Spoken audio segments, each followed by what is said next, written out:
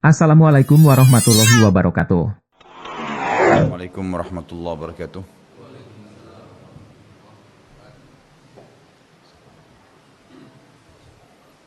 Innal hamdalillah nahmaduhu wa nasta'inuhu wa nastaghfiruh wa na'udzu billahi min shururi anfusina wa min sayyiati a'malina may yahdihillahu fala mudilla lahu wa may yudlil fala hadiya lahu.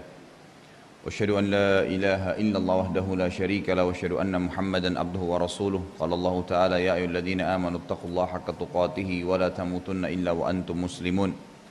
وقال عز من قال أيها الناس اتقوا ربكم الذي خلقكم من نفس واحدة وخلق منها زوجها وبث منهما رجالا كثيرا ونساء واتقوا الله الذي تساءلون به والأرحم إن الله كان عليكم رقيبا وقال عز وجل يا الذين آمنوا اتقوا الله وقولوا قولا سديدا يصلح لكم أعمالكم ويغفر لكم ذنوبكم ومن يطع الله ورسوله فقد فاز فوزا عظيما.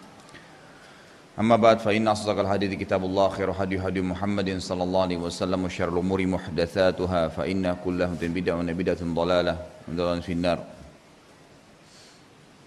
Tentu yang pertama-tama ikhwah akhwat sekalian kita panjatkan puji dan syukur kehadirat Allah Subhanahu wa taala atas segala nikmatnya.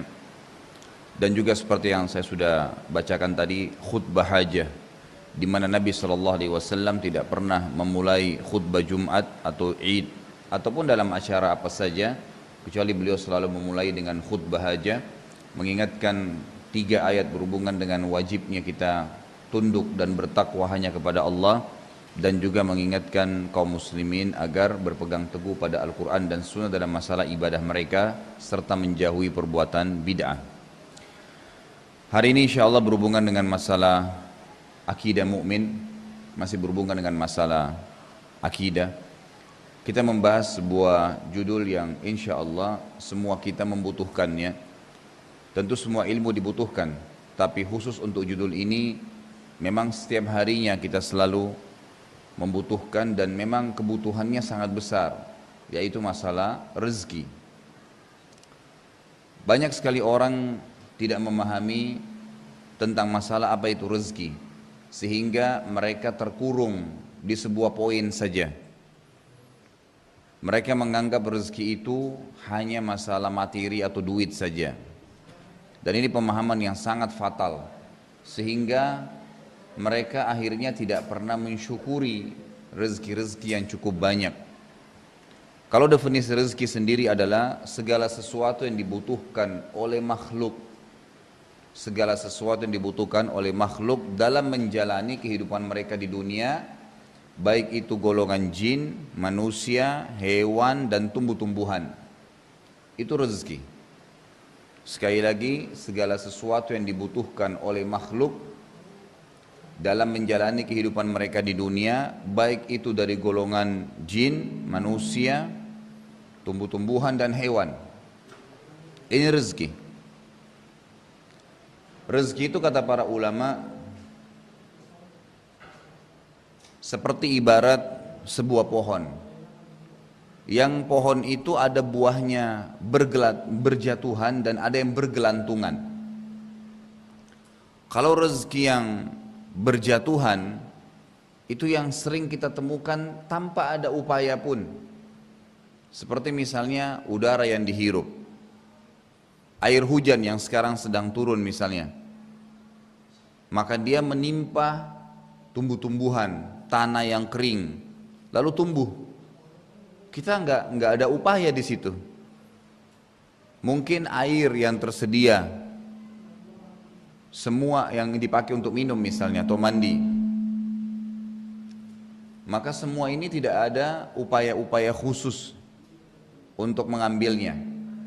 Menggunakan anggota tubuh kita, mata dibuka tiba-tiba sudah bisa melihat, tangan bisa digunakan untuk memegang, kaki bisa digunakan untuk melangkah, kemaluan bisa digunakan pada tempatnya yang telah Allah halalkan, akal fikiran digunakan untuk berfikir. Itu semuanya ya adalah rezeki.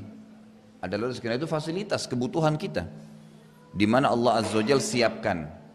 Masuk dalam kategori rezeki yang bergeletakan seperti buah yang sudah jatuh dari pohonnya tinggal dipungut saja. Ada rezeki yang tidak bisa didapatkan oleh seorang makhluk atau hamba kecuali dengan cara dia naik ke pohonnya. Dia naik ke pohonnya. Nah ini diantaranya seperti rezeki kalau dari kalangan ya, manusia misalnya, mereka harus berusaha. Mungkin buka usaha, ya, mungkin mereka buka butik, rumah makan, apa saja usaha-usaha yang telah memang Allah berikan ide untuk mereka. Karena ide-ide pun itu dari Allah Subhanahu wa taala. Untuk dari makanan manusia nanti bisa dijual untuk manusia kembali. Bahkan dari kotoran tubuh kita sendiri bisa menjadi penghasilan rezeki. Dokter THT tidak akan dapat duit kalau bukan karena kotoran hidung, kotoran tenggorokan, kotoran kuping. Semua itu bisa menjadi rezeki. Orang tidak akan bisa jual sabun dan sampo kalau badan manusia tidak kotor, maka tidak akan bermanfaat bagi mereka. Allah Subhanahu wa taala jadikan semua yang di tubuh kita ini bermanfaat untuk menjadi rezeki sendiri. Jadi dikelola. Sisa-sisa makanan yang kita buang ke tanah, dimakan oleh tanah, yang kita biasa bahasakan ditimbun, lalu kemudian menjadi sari makanan lagi buat tumbuh-tumbuhan, lalu tumbuh-tumbuhan itu mengeluarkan lagi kembali buah-buahannya, lalu kemudian bermanfaat lagi buat manusia. Itu semua adalah rezeki-rezeki yang banyak orang tidak sadari masalah itu. Orang tidak menyadari, sehingga memang mereka sangat nanti terbatas ya, sisi rezekinya untuk mempertahankan atau menambahnya, karena mereka tidak mensyukuri kecuali yang mereka anggap rezeki di pandangan mereka. Padahal sudah salah dari sisi definisinya saja, sudah keliru. Mereka selalu berpikir rezeki itu kalau sudah ada duit, kemudian duit itu akan dibeli makanan. Nah makanan ini bukan rezekinya, tapi duit yang didapatkan kadang-kadang mereka anggap. Padahal sebenarnya mereka bisa melangkah, menggerakkan tangan, menggerakkan kaki, membuka mata, mendengar dengan kupingnya, sebuah rezeki yang juga harus disyukuri sehingga bisa bertambah atau minimal bertahan. Rezeki-rezeki ini saya katakan tadi ada yang diupayakan. Hewan-hewan mungkin ada di antara hewan yang rezekinya datang seperti manusia umumnya, yang memang dia tidak cari. Ada hendak, ada memang yang dia harus berburu sehingga dia bisa dapat. Begitu keadaannya. Tumbuh-tumbuhan sama halnya. Makin besar akarnya, akar itu akan makin banyak mencari sari makanan di dalam tanah gitu. Maka itu akan lebih banyak, maka pohonnya lebih besar dibandingkan dengan yang akarnya sedikit misalnya atau kecil. Semua seperti itu kurang lebih. Ini contoh-contoh saja tentang masalah definisi rezeki itu sendiri. Jadi sangat keliru kalau ada orang menganggap rezeki hanya berkisar di masalah materi tertentu saja. Padahal semua yang dia gunakan, fasilitas yang dia butuhkan di bumi ini selama dia hidup di dunia, maka itu adalah rezeki dari Allah Subhanahu wa taala. Nah, sekarang pembeli rezeki dari definisi ini, semua fasilitas tadi yang merupakan menutupi kebutuhan seorang hamba, hanya Allah Azza wa Jalla yang memberikan, tidak ada yang lain. Jadi kalau kita lihat air yang hujan turun dari langit, kemudian basah semua tanah-tanah yang sudah kering, tumbuh-tumbuhan jadi tumbuh, kita bisa menggunakan fasilitas mata, tangan kita bisa gerakin, ada 5 jari, masing-masing punya kekuatan tersendiri. Saya pernah keluar dari supermarket, kemudian saya gunakan satu saja jari saya untuk ngangkat kresek, itu dengan 5-10 kilo bisa ngangkat. Kalau kita pikir secara akal sehat, tulang, kemudian daging dan kulit seperti ini, bagaimana caranya bisa punya kekuatan mengangkat 10 kilo? Tapi dengan kuasa Allah SWT, kalau saya gunakan 2 jari, jauh lebih kuat. Kalau saya gunakan semua jari saya, maka luar biasa gitu. Bahkan manusia bisa mendorong mobil dengan telapak tangannya gitu kan. Itu satu hal yang luar biasa yang kadang-kadang kita tidak pikirkan. Ini sebuah rezeki. Adanya kekuatan itu adalah rezeki. Adanya fasilitas yang bisa dipakai adalah rezeki. Dan yang menyiapkan semua itu dan menjadikan sebagai kebutuhan bagi kita. Jadi yang menyiapkan fasilitas sebagai kebutuhan dan menjadikan itu sebuah fasilitas, itu juga Allah Subhanahu wa taala. Enggak ada yang lain. Allah lah yang membuat mata kita, lalu Allah membuat fungsinya melihat.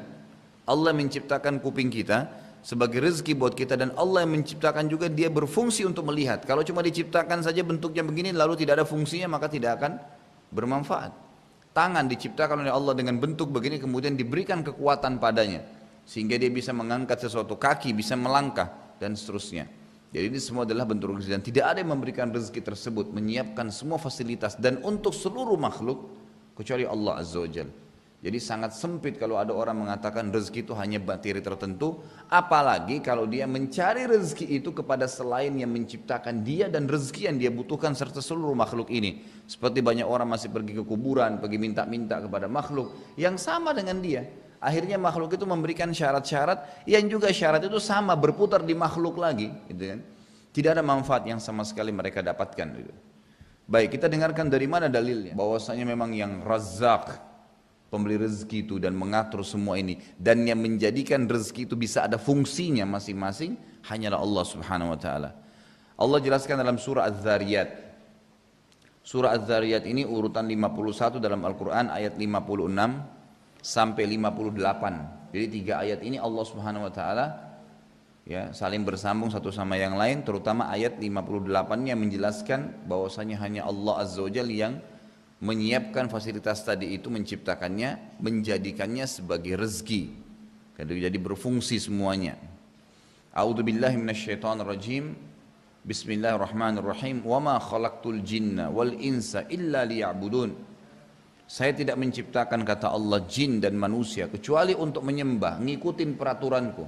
Yang halal mereka nikmatin, yang diperintahkan mereka jalankan, yang haram mereka tinggalkan.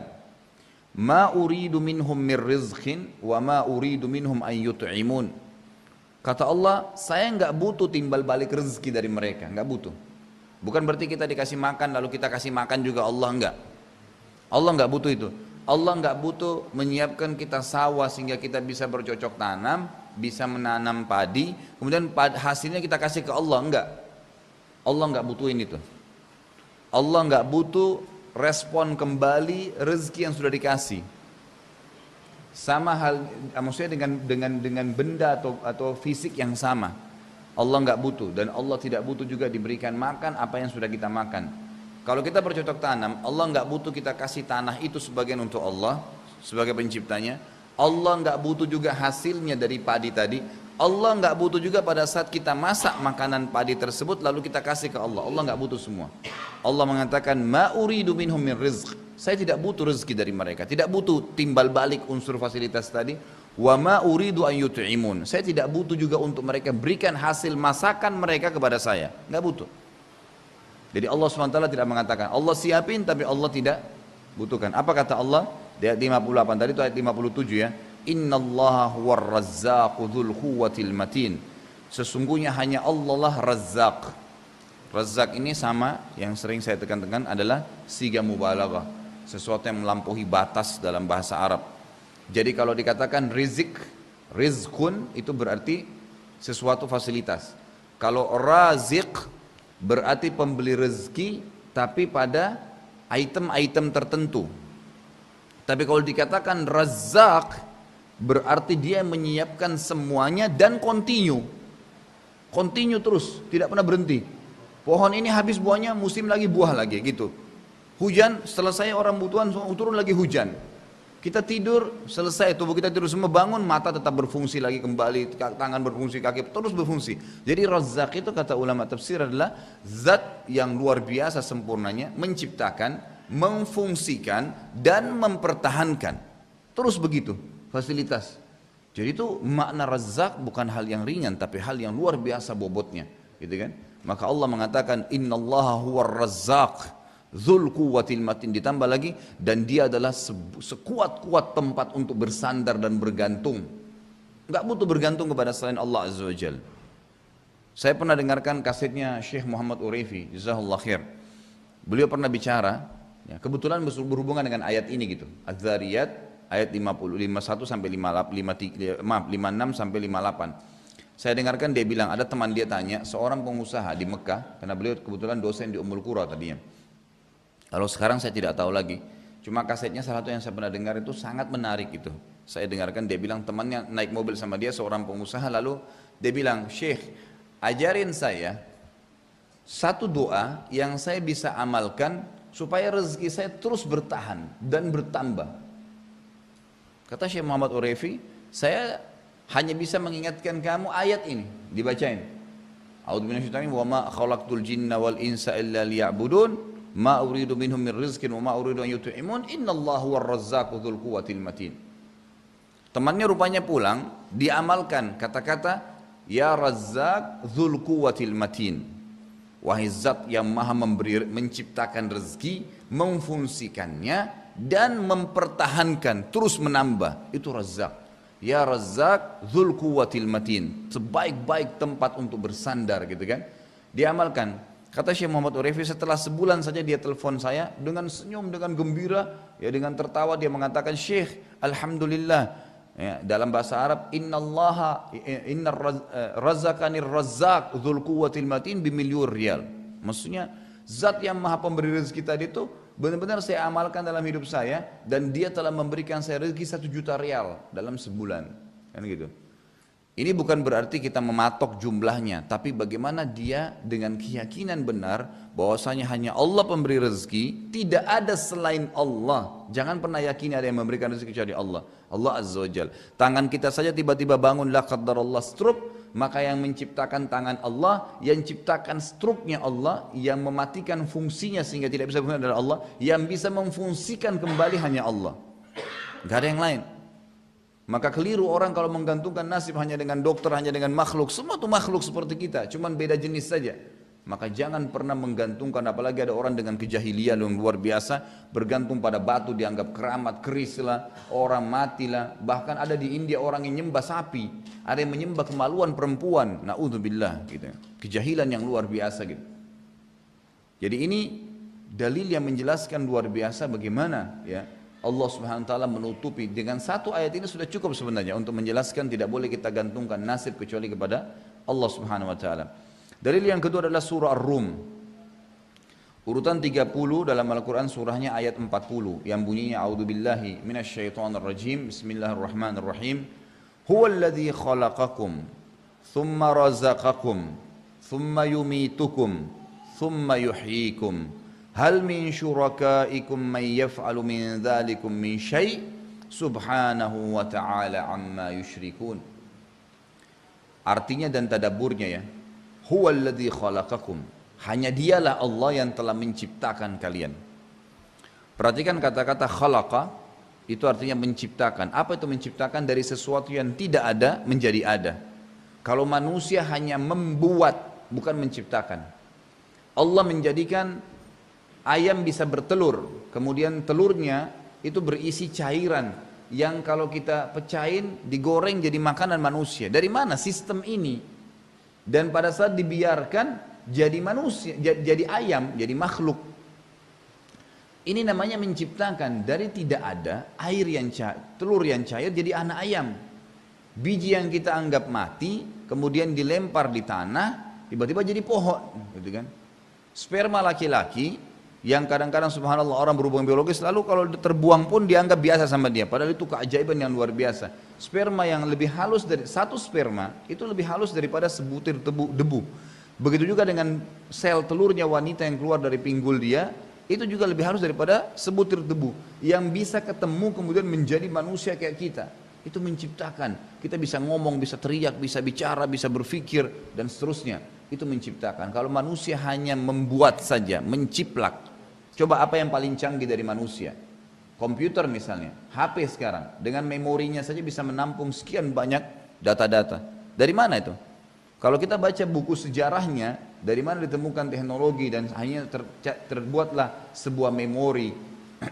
Baik itu memori di komputer yang dibahasakan hard disk lah, atau di memori-memori HP yang ada, atau apa saja sekarang ya, teknologi itu sudah menggunakan memori dari handycam dan seterusnya. Itu semua diambil dan diciplak dari bagaimana luar biasanya otak manusia. Dan itu pun mereka harus menggunakan perangkat-perangkat berat dari besi, yang manusia adalah perangkatnya dari urat saraf ya, yang selalu basah dengan darah. Bagaimana bisa menampung memori yang luar biasa? Mata manusia sebuah kamera yang canggih. Kenapa kalau ada orang mati saudaraku, itu difoto oleh polisi sekitar tubuhnya termasuk matanya. Karena matanya akan memperlihatkan siapa yang terakhir dia lihat sebelum dia dibunuh atau sebelum dia mati. Makanya biasa penjahat sudah tahu ini, mereka pakai topeng atau sengaja membunuh dengan tidak. Kalau tidak ketahuan, jadi dari matanya difoto berulang kali itu akan terpantul nanti cahaya siapa yang orang terakhir dia lihat gitu. Ketahuan, banyak pembunuh ketahuan gara-gara itu. Itu luar biasa. Dan mata manusia kamera yang tercanggih di dunia, nggak ada kamera yang bisa mengalahkan. Ini bukan lagi 10 atau 20 megapiksel, tapi ini tidak bisa dibayangkan. Kita datang ke sebuah tempat, melihat sekali saja sudah dikupik oleh mata kita, dikupik cat selesai. Coba 20 tahun lagi kita datang ke tempat yang sama, kita akan ingat. Begitu luar biasanya canggih, ya. Dan ini adalah urat saraf yang selalu basah dengan darah. Kalau sebuah memori chip mungkin masih bisa dikatakan akal manusia keras. Ini perangkat yang lunak sekali, tapi bisa begitu. Dan para ilmuwan mengatakan otak manusia yang dengan teknologi sekarang yang sudah ditemukan pun itu baru digunakan sekitar 30%-nya. Masih belum banyak yang belum dipakai gitu dari otak-otak manusia yang luar biasa. Dan satu urat saraf manusia itu sudah cukup untuk menampung semua buku yang pernah ditulis di muka bumi. Itu luar biasa. Berapa miliar urat saraf kita di otak yang terus berfungsi dengan sinyal-sinyal listriknya, dan itu luar biasa, gitu kan? Ini nggak bisa dibayangkan. Ini namanya menciptakan. Bukan manusia yang dikatakan menciptakan mobil, tidak membuat ia. Ya, gitu.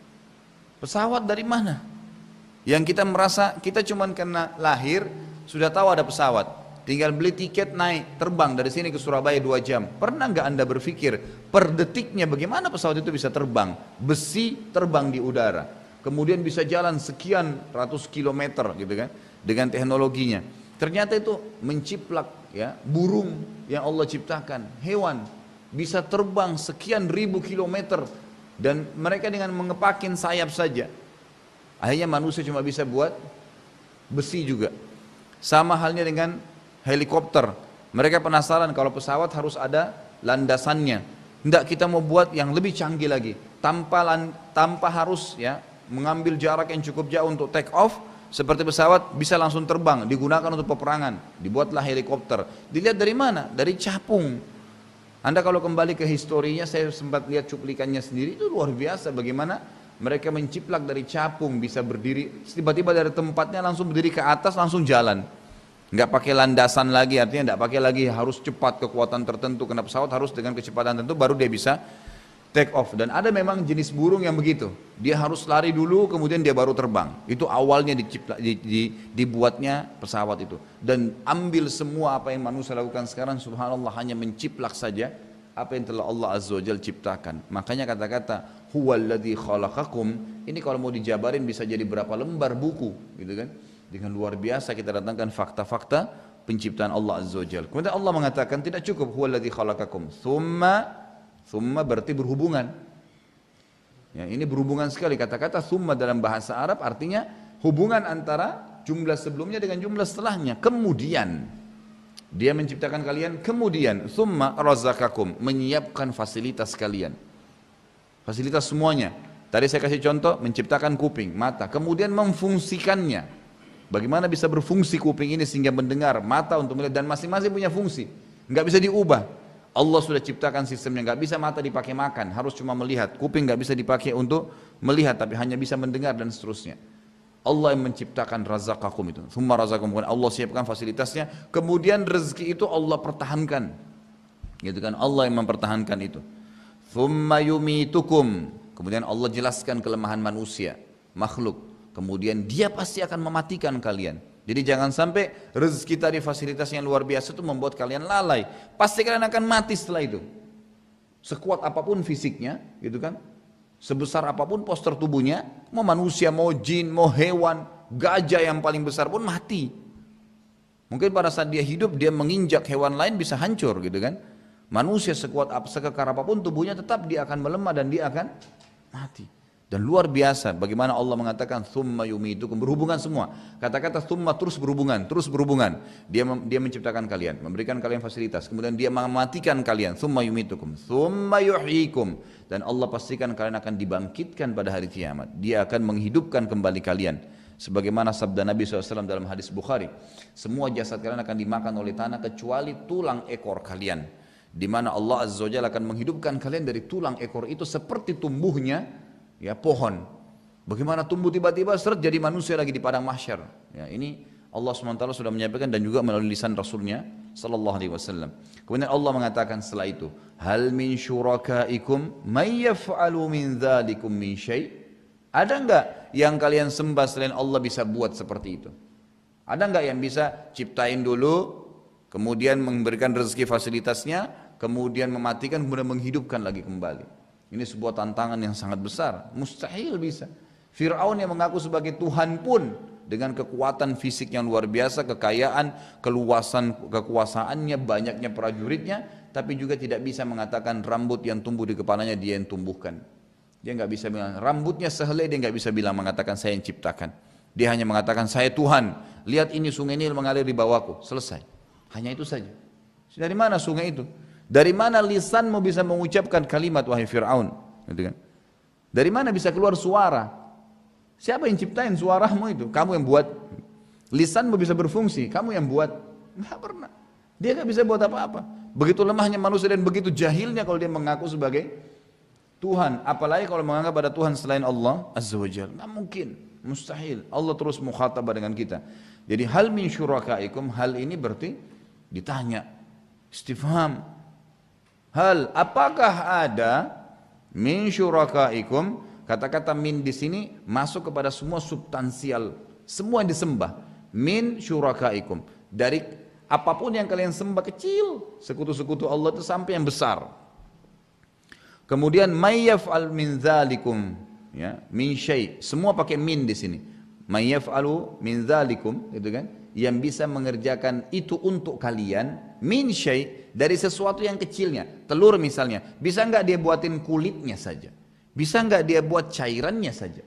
Sperma, bisakah dia buat alat kelaminnya saja? Bisakah dia buat fungsinya bisa berjalan?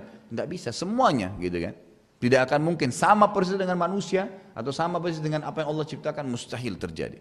Pasti banyak sekali kesalahan. Lalu Allah mengatakan menutup ayat yang luar biasa, Subhanahu wa ta'ala amma yusyrikun. Maha suci dan maha tinggi dia terhadap apa mereka sekutukan. Kenapa harus sembah selain Allah gitu? Enggak mungkin, apalagi menggantungkan nasib, apalagi meragukan kemahakuasaannya Allah Azza wa Jalla. Kemudian dalil yang ketiga surah Ghafir, urutan 40 ayat 64. Surah Ghafir atau surah Mu'min ya. Umumnya sih di Al-Quran ditulis surah Mu'min. Tapi dia punya dua nama, surah Ghafir dan surah Mu'min. Urutan 40 dalam Al-Quran ayat 64. Bunyinya A'udzubillahi minasyaitonirrajim. Bismillahirrahmanirrahim. Allahu alladzi ja'ala lakumul arda qarara was samaa'a binaa'a wa sawwarakum fa ahsana suwarakum wa razaqakum minat thayyibat. Dzalikumullahu rabbukum fatabarakallahu rabbul alamin. Allahu alladzi ja'ala lakumul arda qarara. Allah lah satu-satunya yang telah menjadikan untuk kalian bumi terhampar. Bumi kita bisa bangunin, bisa cocok tanam. Dari mana sekarang bangunan ini bisa berdiri? Tanah dasarnya diciptakan oleh Allah. Lalu dibuatlah oleh Allah Azza wa Jalla. Dari tanah itu ada pengelolaan dan batu yang ada komposisi bumi sebenarnya. Jadilah semen, jadilah tanah. Ambil air, disatukan, susun, jadilah komposisi bangunan seperti sekarang. Pohon-pohon ditebang, jadilah pintu-pintu kayu. Semua sama dari komposisi yang sama, yang Allah sudah siapin sebelumnya, gitu kan? Banyak orang semua tidak berpikir masalah itu. Artinya kata ulama, menjadikan bumi ini qarara itu bukan hanya sekedar bisa terhampar saja, tapi terhampar dan dimultifungsikan. Diambil dari dalam bumi itu beragam macam. Sudah ada komposisi batu, ada air, ada tanah seperti kita tahu. Kemudian diambil, kemudian dibuat lagi, dikelola lagi dengan Allah SWT yang mengilhamkan kepada manusia bagaimana cara membuat bangunan. Dari mana akal manusia menyusun batu-batu, membuat simetris, kemudian berdiri tingginya sekian, kotak begini, kamar tidur ada. Semua itu bukan cuma begitu saja ya. Maksudnya bukan manusia yang berpikir itu, tapi memang sudah ada yang sebenarnya tinggal tiba-tiba, bukankah kita biasa duduk, oh iya saya harus begini ya. Itu semua dari Allah Azza wa Jalla. Munculnya ide-ide itu adalah dari Allah Subhanahu wa ta'ala. Ya, jadi ini satu hal yang harus diketahui. Jadi bumi jadi terhampar, bisa tidak tertumpah airnya. Berputar bumi setiap hari, setiap saat berputar. Kenapa air lautnya tidak tertumpah ke atas, sementara kita terbalik-balik? Kenapa manusia tetap bisa jalan dengan enak, sementara bumi ini berputar? Bayangkan kalau sebuah tempat itu berputar dan kita hidup di dalamnya, makan, minum, tidur, tapi nggak masalah. Qarar, tetap Allah kokohkan. Was-samaa'a binaa'a, dan Allah jadikan untuk kalian langit. Kata-kata bina artinya dibangun. Memang sengaja Allah bangun sebagai bangunan, dan di sini dia menggunakan ya tanwin, mengatakan binaa, itu berarti menandakan membangunkan langit dan menjadi bangunan untuk kalian. Jadi seakan-akan kita ini berada di bawah, di dalam sebuah bangunan. Walaupun ada udara, ada sama dengan di ruangan ini sekarang, ada AC, ada macam-macam. Nah, sama saja kita kalau lagi di luar sana, kita sedang berada di dalam sebuah bangunan Yang di luar bangunan ini ada pencipta Allah Azza wa Jalla. Kata-kata wassama bina itu bangunan yang luar biasa, menutupi kalian, melindungi kalian sebenarnya, gitu kan? Lalu Allah mengatakan wasawwarakum fa ahsana suwarakum. Lalu Allah melukis dan membentuk kalian sebaik-baiknya. Coba bayangin kalau mata cuma satu di tengah-tengah. Kata para ulama pasti ganjil. Mata satu. Allah yang membuat dua sehingga nyaman untuk dilihat. Kenapa harus ada alis di atas mata? Kenapa bukan di bawah mata? Enggak baik. Coba antum gambar mata ditaruh alis di bawahnya, enggak bakal bagus. Allah mengatakan fa ahsana suwarakum. Kata para ulama tafsir, mungkin milimeter dari tubuh kita ini semua punya luar biasa keajaiban, gitu kan? Ada bulu yang tumbuh di tempat tertentu, ada ketebalan bulu tertentu, bola mata terdiri dari kelopak mata. Bisa saja bola mata saja, tapi coba kalau bola mata tanpa kelopak mata, jadi jelek. Tapi dengan ada kelopak mata, selain melindungi menjadi indah kelihatan. Dihiasi lagi sedikit dengan bulu mata, kemudian hidung dengan dua lubang. Kenapa enggak satu saja lubang? Allah Azza wa Jalla menciptakan fa ahsana suwarakum, itu sempurna luar biasa gitu. Saya kasih contoh. Kalau ada seorang pelukis, di depannya ada seorang laki-laki misalnya, atau anggap seorang wanita, ini tentu perbuatan yang keliru, tapi saya kasih contoh. Kemudian dia bisa melukis seperti orang itu persis. Apa yang antum bilang? Hebat ya? Atau dia duduk di luar sana, di luar bangunan, lalu dia melihat langit, potongan langit tertentu di sisi dia, ada mungkin sedikit awannya, ada matahari lagi terbit, lalu dilukis sama dia. Persis seperti itu antum lihat. Kira-kira antum bilang apa? Bagus ya. Mungkin lukisannya akan dijual sekian miliar. Gitu kan harganya. Padahal apa yang dia lakukan? Dia hanya menciplak. Dia hanya menciplak, hanya sekedar mengambil apa yang sudah ada. Apa yang dia lakukan manusia? Enggak ada sesuatu yang dia lakukan. Karena sempurnanya ciptaan Allah sampai membuat mereka apa? Luar biasa kagum dengan ciptaan Allah Azza wa Jalla. Itu bukan main-main itu. Makanya dia katakan fa ahsana suwarakum, dan dia menyempurnakan serta membuat sebaik-baiknya. Ahsana ya, itu bukan cuma sekedar hasan, tapi sudah menggunakan alif lagi, berarti yang lebih baik lagi. Fa ahsana suwarakum, baik-baik, sebaik-baik melukis atau membentuk kalian, gitu kan? Sampai ulama mengatakan seluruh milimeter dari tubuh ini sampai ke ujung-ujung jari kaki itu sebuah keajaiban. Dari ujung rambut sampai ke ujung kaki, kita turun ke dahi, ada ukuran tertentu dari tempat tumbuh rambut sampai alis, kemudian alis jarak antara keduanya, kemudian jarak antara alis dengan mata, kemudian di antara mata dengan bibir ada pipi, kemudian ada ini, ada kuping, terus sampai leher, bagaimana Allah SWT, dada, kemudian perut, kemaluan, kemudian paha, kemudian lutut, kemudian kaki. Itu komposisi yang luar biasa Allah menciptakan. Lalu Allah mengatakan apa? Warazaqakum. Ini saksi bahasan kita. Lalu Allah ya setelah menciptakan kalian tadi, membuat kalian sebaik-baik semua, lalu Allah fungsikan itu. Semua berfungsi mata, dijadikan sebagai rezeki, fasilitas yang bisa digunakan. Minat thayyibat, dari semua yang baik-baik ya, semua jadi difungsikan dengan baik. Telinga dengar yang baik, tangan pegang yang baik, kaki melangkah yang baik, kemaluan letakkan pada tempat yang baik, semua yang baik. Memasukkan makanan asupan cari yang baik. Allah sudah ciptakan yang baik dan yang buruk tentunya, gitu kan? Jadi Allah SWT menciptakan semua, tapi Allah katakan ini yang baik nikmatin, ini yang buruk tinggalkan ya. Nabi Adam alaihissalam dikatakan nikmatin semua di surga kecuali satu ini, jangan ya. Hikmah dari Allah SWT, nggak boleh. Jadi tidak boleh dilanggar memang. Kenapa Allah ciptakan babi? Ya supaya kita tahu ini babi yang haram ya, bentuknya begini. Kalau Allah nggak ciptakan lagi babi, nanti manusia protes lagi. Ya Allah, babi yang kau haramkan tapi kami nggak pernah lihat bentuknya. Ya. Ini bentuknya, jangan dimakan ya, selesai. Gitu kan? Jadi supaya tahu, maka yang thayyibat saja, yang baik-baik saja makan. Kok aneh manusia disuruh makan baik-baik, disuruh menikah, disuruh pergaulan yang baik-baik, disuruh ekonomi yang baik-baik, tidak ada yang haram, disuruh politik yang baik, tidak mau. Kenapa kok tidak mau? Allah SWT mengatakan thayyibat, kalau diikuti dengan kejujuran akan baik, diikuti dengan kebijaksanaan, dengan kedewasaan, dengan luar biasa gitu kan. Artinya semua yang Allah sudah ajarkan, jalankan. Udah tidak akan ada masalah. Tapi manusia kadang-kadang keluar dari kata-kata thayyibat. Lalu Allah mengatakan zalikumullahu rabbukum. Itulah Allah Tuhan kalian. Artinya mafhum mukhalafahnya di sini, lawan daripada pemahaman itu apa? Mana Tuhan yang lain? Coba buktiin. Apa yang mereka lakukan? Fatabarakallahu Rabbul Alamin, maha tinggi Allah. Maha tinggi Allah, Tuhan alam semesta. Jadi alamin itu bukan cuma alam semesta sebenarnya definisinya. Alamin itu adalah semua, kullu ma siwallah, dikatakan alam. Semua selain Allah dikatakan alam. Apa saja, di langit, di bumi, kelihatan, tidak kelihatan, namanya alam. Maka dikatakan Rabbul Alamin, bukan Tuhan alam semesta sebenarnya. Itu lebih sederhana. Kalau yang lebih hebat lagi adalah Tuhan segala selain Allah. Semua selain Allah Azza wa Jalla. Lalu di jalan dalil yang keempat adalah surah Qaf. Qaf ini surah nomor 50 ayat 6 sampai ayat 11.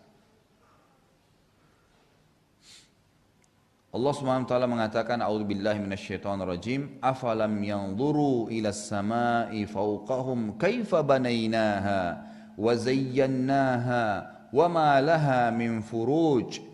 وَالْأَرْضَ مَدَدْنَاهَا وَأَلْقَيْنَا فِيهَا رَوَاسِيَ وَأَنْبَتْنَا فِيهَا مِنْ كُلِّ زَوْجٍ بَهِيجٍ تَبْصِرَةً وَذِكْرَى لِكُلِّ عَبْدٍ مُنِيبٍ وَنَزَّلْنَا مِنَ السَّمَاءِ مَاءً مُبَارَكًا فَأَنْبَتْنَا بِهِ جَنَّاتٍ وَحَبَّ الْحَصِيدِ والنخل باسقات لها طلع نضيد رزقا للعباد وأحيينا به بلدة ميتا كذلك الخروج. Ini ayat yang luar biasa ya. Baik, kita masuk ke terjemahan dan tadabburnya. Afalam yanzuru, tidakkah mereka melihat? Semua jin, manusia disuruh lihat. Kenapa kita akan jin sama manusia? Karena di sini Allah sudah jelaskan tadi di Az-Zariyat, wa ma khalaqtul jinna wal insa. Jadi banyak mukhatabat yang ada dalam Al-Qur'an ya. Jadi semua hal-hal yang diajak untuk berfikir oleh Allah dalam Al-Qur'an, atau diajak ngomong atau diingatkan atau dilarang, itu untuk jin dan manusia, tidak untuk makhluk yang lain. Karena memang untuk jin dan manusia saja ya Allah mengatakan itu.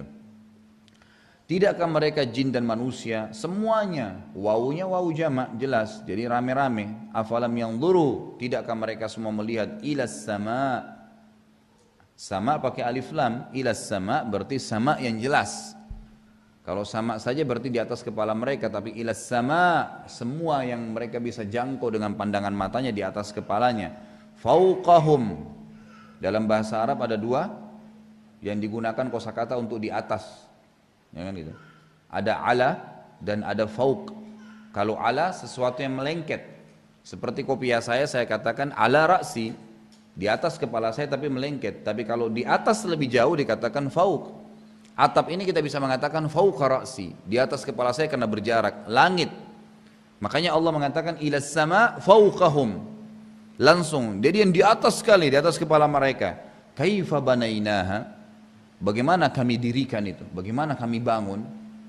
Kemudian wazayyannaha, lalu kami hiasi dengan bintang-bintang, dengan awan. Subhanallah, ini kalau kita hubungkan dengan banyak sekali ayat tentunya. Ini sebagian ayat saja ya, tapi kalau ini ayat-ayat kita hubungkan dengan bagaimana Allah tantang melihat kepada penciptaan langit, luar biasa. Dalam ayat lain Allah mengatakan kaifa banainaha bighairi amadin tarawunaha.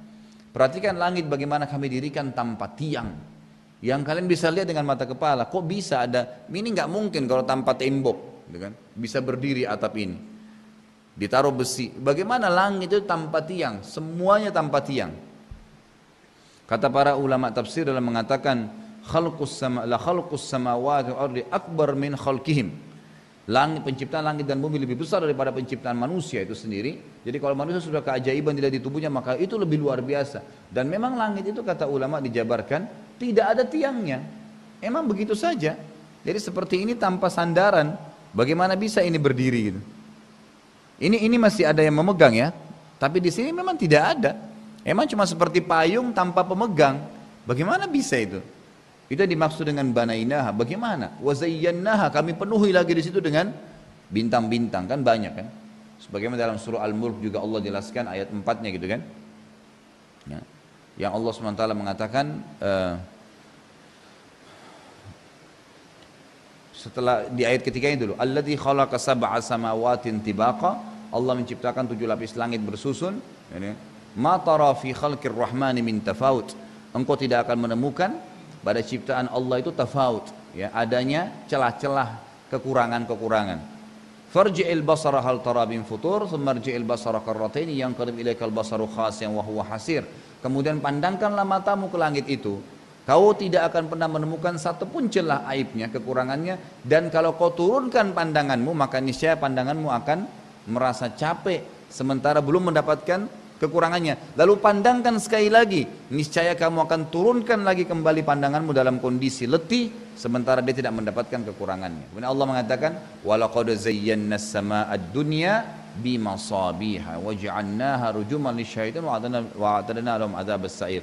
Dan kami telah hiasi langit-langit itu dengan bintang-bintang. Jadi katakan dari sini wazayyannaha dalam ayat tadi, ya, di dalam yang kita bahas ini surah Qaf adalah dikuatkan dengan Al-Mulk ayat 4 yang menjelaskan dihiasi dengan bintang-bintang. Dan sekarang kalau kita lihat ilmu pengetahuan alam, para ilmuwan pun cuma bisa mengatakan luar biasa berapa miliar bintang di langit sana dan berapa besar kekuatan cahayanya. Lampu, cari lampu yang paling kuat wattnya dan kira-kira lihat berapa jauh yang dia bisa jangkau. Lampu mobil itu sorotannya memang dibuat atau pesawat itu dibuat untuk jangkauan 1 kilo, 2 kilo. Kalau sudah 3 kilo itu sudah luar biasa. Bisa 3000 meter jangkauan itu luar biasa, sudah dianggap yang paling canggih. Bintang kira-kira berapa miliar kilo dari kita gitu. Masih bisa dilihat cahayanya. Itu bukan main-main itu. Kan gitu, itu luar biasa. Allah Subhanahu wa taala menjelaskan dan Allah menjelaskan juga ada surah sendiri namanya surah An-Nur. Cahaya sendiri itu Allah yang ciptakan dan Allah itu juga penuh dengan cahaya. Keajaiban yang luar biasa gitu. Kemudian Allah mengatakan wa ma laha min furuj. Tidak ada kekurangan, tidak ada celah aibnya langit itu. Kemudian Allah mengatakan wal arda madadnaha. Lalu bumi kami hamparkan. Wa alqaina fiha rawasiya, dan kami tancapkan. Alqaina itu orang Arab kalau mengatakan alqaitu berarti dia melempar sesuatu, itu alqa. Waktu Nabi Musa dikatakan wa alqi ma fi yaminika, dan lemparkan apa yang di tanganmu, gitu kan. Jadi kata-kata di sini wa alqaina fiha, dan kami lemparkan dengan cara tertancap fiha, di atas bumi itu rawasiya, gunung-gunung yang sangat kokoh gitu. Wa ambatna fiha, tidak cukup lagi di situ Allah mengatakan dan kami tumbuhkan dari bumi itu, ya sendiri dari ard tadi, fiha min kulli zaujim bahij, semuanya yang tumbuh berpasang-pasangan. Pohon ada jantan ada betina. Yang itu enggak mungkin tanpa jantan dan betina tidak bisa berkembang biak. Manusia, jin, tumbuh-tumbuhan, hewan memang sudah begitu. Dan tidak ada jenis kelamin yang ketiga. Allah Azza wa Jalla yang ciptakan. Dari mana kita bisa jadi laki-laki di sini dan akhwat kita dibawa jadi perempuan? Siapa yang buat itu? Beda jenis kelaminnya, kemudian beda juga sebagian poster-poster tubuhnya, beda fungsi-fungsinya, gitu kan? Perempuan bisa hamil, ada rahimnya, laki-laki tidak ada. Bagaimana semua itu? Dan siapa yang membuat itu? Itu Allah Azza wa Jalla. Jadi di sini jelas sekali bagaimana Allah mengatakan min kulli zaujin bahij. Hewan-hewan pun begitu, tumbuh-tumbuhan juga begitu. Yang paling luar biasa nanti kalau kita jelaskan masalah kurma itu sendiri ya. Nanti akan ada disebutkan sini. Lalu Allah mengatakan tabsiratan. Ya. Itu tabsira. Ba, sod dengan ra. Kalau ketemu dengan ta, kata ulama adalah bukan penglihatan mata saja, tapi bisa masuk penglihatan mata, pendengaran telinga, ya, kemudian penglihatan dengan tidak kelihatan oleh manusia, oleh hati manusia. Kata-kata tabsirah, jadi semua itu akan menjadi pelajaran, penglihatan bagi seluruh anggota tubuh kalian. Wa dzikra, dan peringatan likulli abdin, untuk semua hamba tapi ada sifatnya munib. Munib ini orang yang mau pakai tadi anggota tubuhnya, tangannya untuk berfikir kepada Allah, matanya untuk melihat kekuasaan Allah, telinganya untuk mendengar kekuasaan Allah, itu munib namanya. Di abdin munib adalah hamba yang mau melihat ini, bukan cuma bangun tidur lagi, makan aja itu sudah cukup, kita bisa lihat dari mana nasi ini, beras ini, oh dari padi itu bagaimana bisa tumbuh, berapa lama petani harus kelola, melalui air, melalui ini, proses ini, dibersihkan segala yang kita cuma tahu masukin di mulut, tidak. Lalu bagaimana pada saat saya masukin di mulut, ini fungsinya bisa Gigi saya siapa yang ciptain bisa fungsi untuk ini ada gigi taring, ini ada gigi yang menghancuri, ini ada gigi yang meratakan, kemudian kita kunyah. Kenapa harus dikunyah? Kemudian pada saat dikunyah ada rasa di lidah. Dari mana ini keajaiban yang luar biasa? Kemudian masuk ke tenggorokan. Di tenggorokan begitu masuk, subhanallah, begitu masuk ke usus terbagi. Mana yang jadi nutrisi tubuh, yang mana jadi kotoran tidak dibutuhin. Antum kalau buang air besar itu azakumullah, itu luar biasa ayat-ayat tanda kuasa Allah. Makanan yang kau makan berlebihan akan keluar ya. Ini penyakit-penyakit, kalau enggak keluar, coba kalau tidak BAB 2 hari 3 hari. Itu luar biasa gitu. Rasa saja mau buang air, itu sebuah nikmat yang luar biasa. Bayangkan kalau antum tidak punya rasa. Kita enggak tahu kapan kita mau buang air, mungkin buang air di jalanan. Kalau kita tidak punya rasa pada saat buang air, oh sudah selesai berhenti, maka kita tidak akan berhenti, mungkin bisa seharian di kamar mandi. Rasa itu luar biasa gitu. Sebuah nikmat yang luar biasa. Itu fungsi-fungsinya itu semua rizq bagi hamba. Kita bisa punya fungsi, lapar sendawa, kenyang sendawa lagi. Sudah peringatan, berhenti ya, jangan tambah lagi, nggak akan berguna. Karena itu akan dikeluarkan dalam bentuk kotoran, tidak ada manfaatnya. Allah SWT penciptanya, sudah mengajarkan kita, memberitahukan dia menciptakan, memberitahukan fungsi-fungsinya, dan dia mempertahankan itu. Baik, lalu dikatakan ini untuk Abdul Munib ya, Munib tadi itu yang saya jelaskan. Kemudian dikatakan وَنَزَّلْنَا مِنَ السَّمَاءِ مَاءً مُبَارَكًا. Jadi mubarakah. Jadi yang paling sering kita temukan Allah selalu gunakan atau ingatkan tentang masalah hujan. Seperti sekarang subhanallah lagi hujan. Ini kita bisa lihat dari mana hujan ini bisa turun air dari langit. Allah mengatakan dan kami turunkan dari langit air mubarakah sifatnya yang penuh dengan berkah. Kenapa dikatakan berkah? Dari mana berkahnya? Perhatikan lanjutannya. Fa'ambatna. Karena dengan air hujan itu kami akan tumbuhkan nabata yang butuh, itu artinya sesuatu yang dari kecil menjadi besar, itu namanya nabat. Fa'ambatna, jadi kami dengan hujan itu, subhanallah, tanpa hujan tidak bisa tumbuhan itu jadi besar, nggak bisa, susah. Kalau kita punya pot pun kemudian disiram air, itu harus dengan kadar tertentu, beda dengan kalau dia kena air hujan. Kalau air hujan itu betul-betul fa'ambatna, memang kena, jadi dia dari kecil jadi besar gitu dan multifungsi. Fa'ambatna bihi jannat, kebun-kebun, bukan jannat satu tapi jannat, jannatin. Kemudian Allah katakan kalimat yang luar biasa, wahabbal hasid, dan biji-bijian yang sudah tidak berfungsi, biji pepaya, biji mangga, sudah selesai dimakan isinya kita buang di tanah. Allah mengatakan biji-biji yang kalian sudah tidak anggap fungsi lagi itu, kalau kena hujan tumbuh lagi jadi pohon, berbuah lagi lebih banyak. Satu biji bisa jadi pohon, bisa berbuah sekian juta buah. Bagaimana kalau kita makan 1 kilo mangga, misalnya 10 biji, berarti ada 10 bijinya, 10 biji, satu biji bisa jadi satu pohon, bisa jadi 10 pohon. Pernah nggak sampai tadabbur ke situ? Tuh luar biasa bagaimana Allah Azza wa Jalla membuktikan kepada kita tentang fakta penciptaan yang luar biasa. Satu biji, habbal hasid, artinya biji yang bisa menjadi hasid, menghasilkan, gitu kan? Jadi dia bisa menghasilkan sesuatu. Biji apa saja, biji pepaya, kalau biji mangga masih satu ya, biji pepaya itu satu biji pepaya bisa berapa ratus bijinya di dalam. Satu bijinya cukup menumbuhkan satu pohon pepaya. Itu habbal hasid. Dikenakan air hujan saja selesai. Dia akan tumbuh, gitu kan? Allah Azza wa Jalla mengatakan. Jadi luar biasa, itu belum lagi yang lainnya, semua bisa Allah Azza wa Jalla hidupkan. Kemudian Allah kasih contoh secara khusus, wan nakhla basiqatil laha tal'un nadid. Allah sebutkan secara khusus, dikatakan dan pohon kurma. Beda ini, enggak disebutkan dengan yang lain ya. Basiqat ya, yang terhampar, laha tal'un nadid, yang dia punya mayang-mayang. Jadi kalau antum melihat pohon kurma, dia agak berbeda dengan buah pohon lain. Kalau pohon-pohon lain biasanya ada pohon yang normalnya itu satu jantan satu betina di sebelahnya, maka dia akan berbuah betinanya. Dan satu jantan itu tidak mudah untuk membuahi banyak betina. Tapi kalau kurma agak berbeda. Itu semua rata-rata kebun kurma, satu pohon kurma, itu satu kebun kurma, satu batang, satu saja bisa jantannya di tengah-tengah kebun ditaruh, yang lainnya betina, itu bisa semuanya berbuah. Dan subhanallah kalau udara sangat panas sekali, itu nanti di pucuk pohon jantan kurma itu akan ada seperti sperma laki-laki, banyak sekali gitu. Nah itu nanti pekebun-kebun kurma ini dia akan naik melihat, makin panas udara, maka makin banyak si jantan mengeluarkan seperti sperma laki-laki persis, warnanya putih dan mengantong di pucuknya itu banyak. Kemudian nanti angin panas itu akan membawa dan menempelkan dengan hikmah Allah ke pohon-pohon betina dan semua berbuah. Dan satu pohon bisa sekian ratus buah, bisa sekian ribu buah.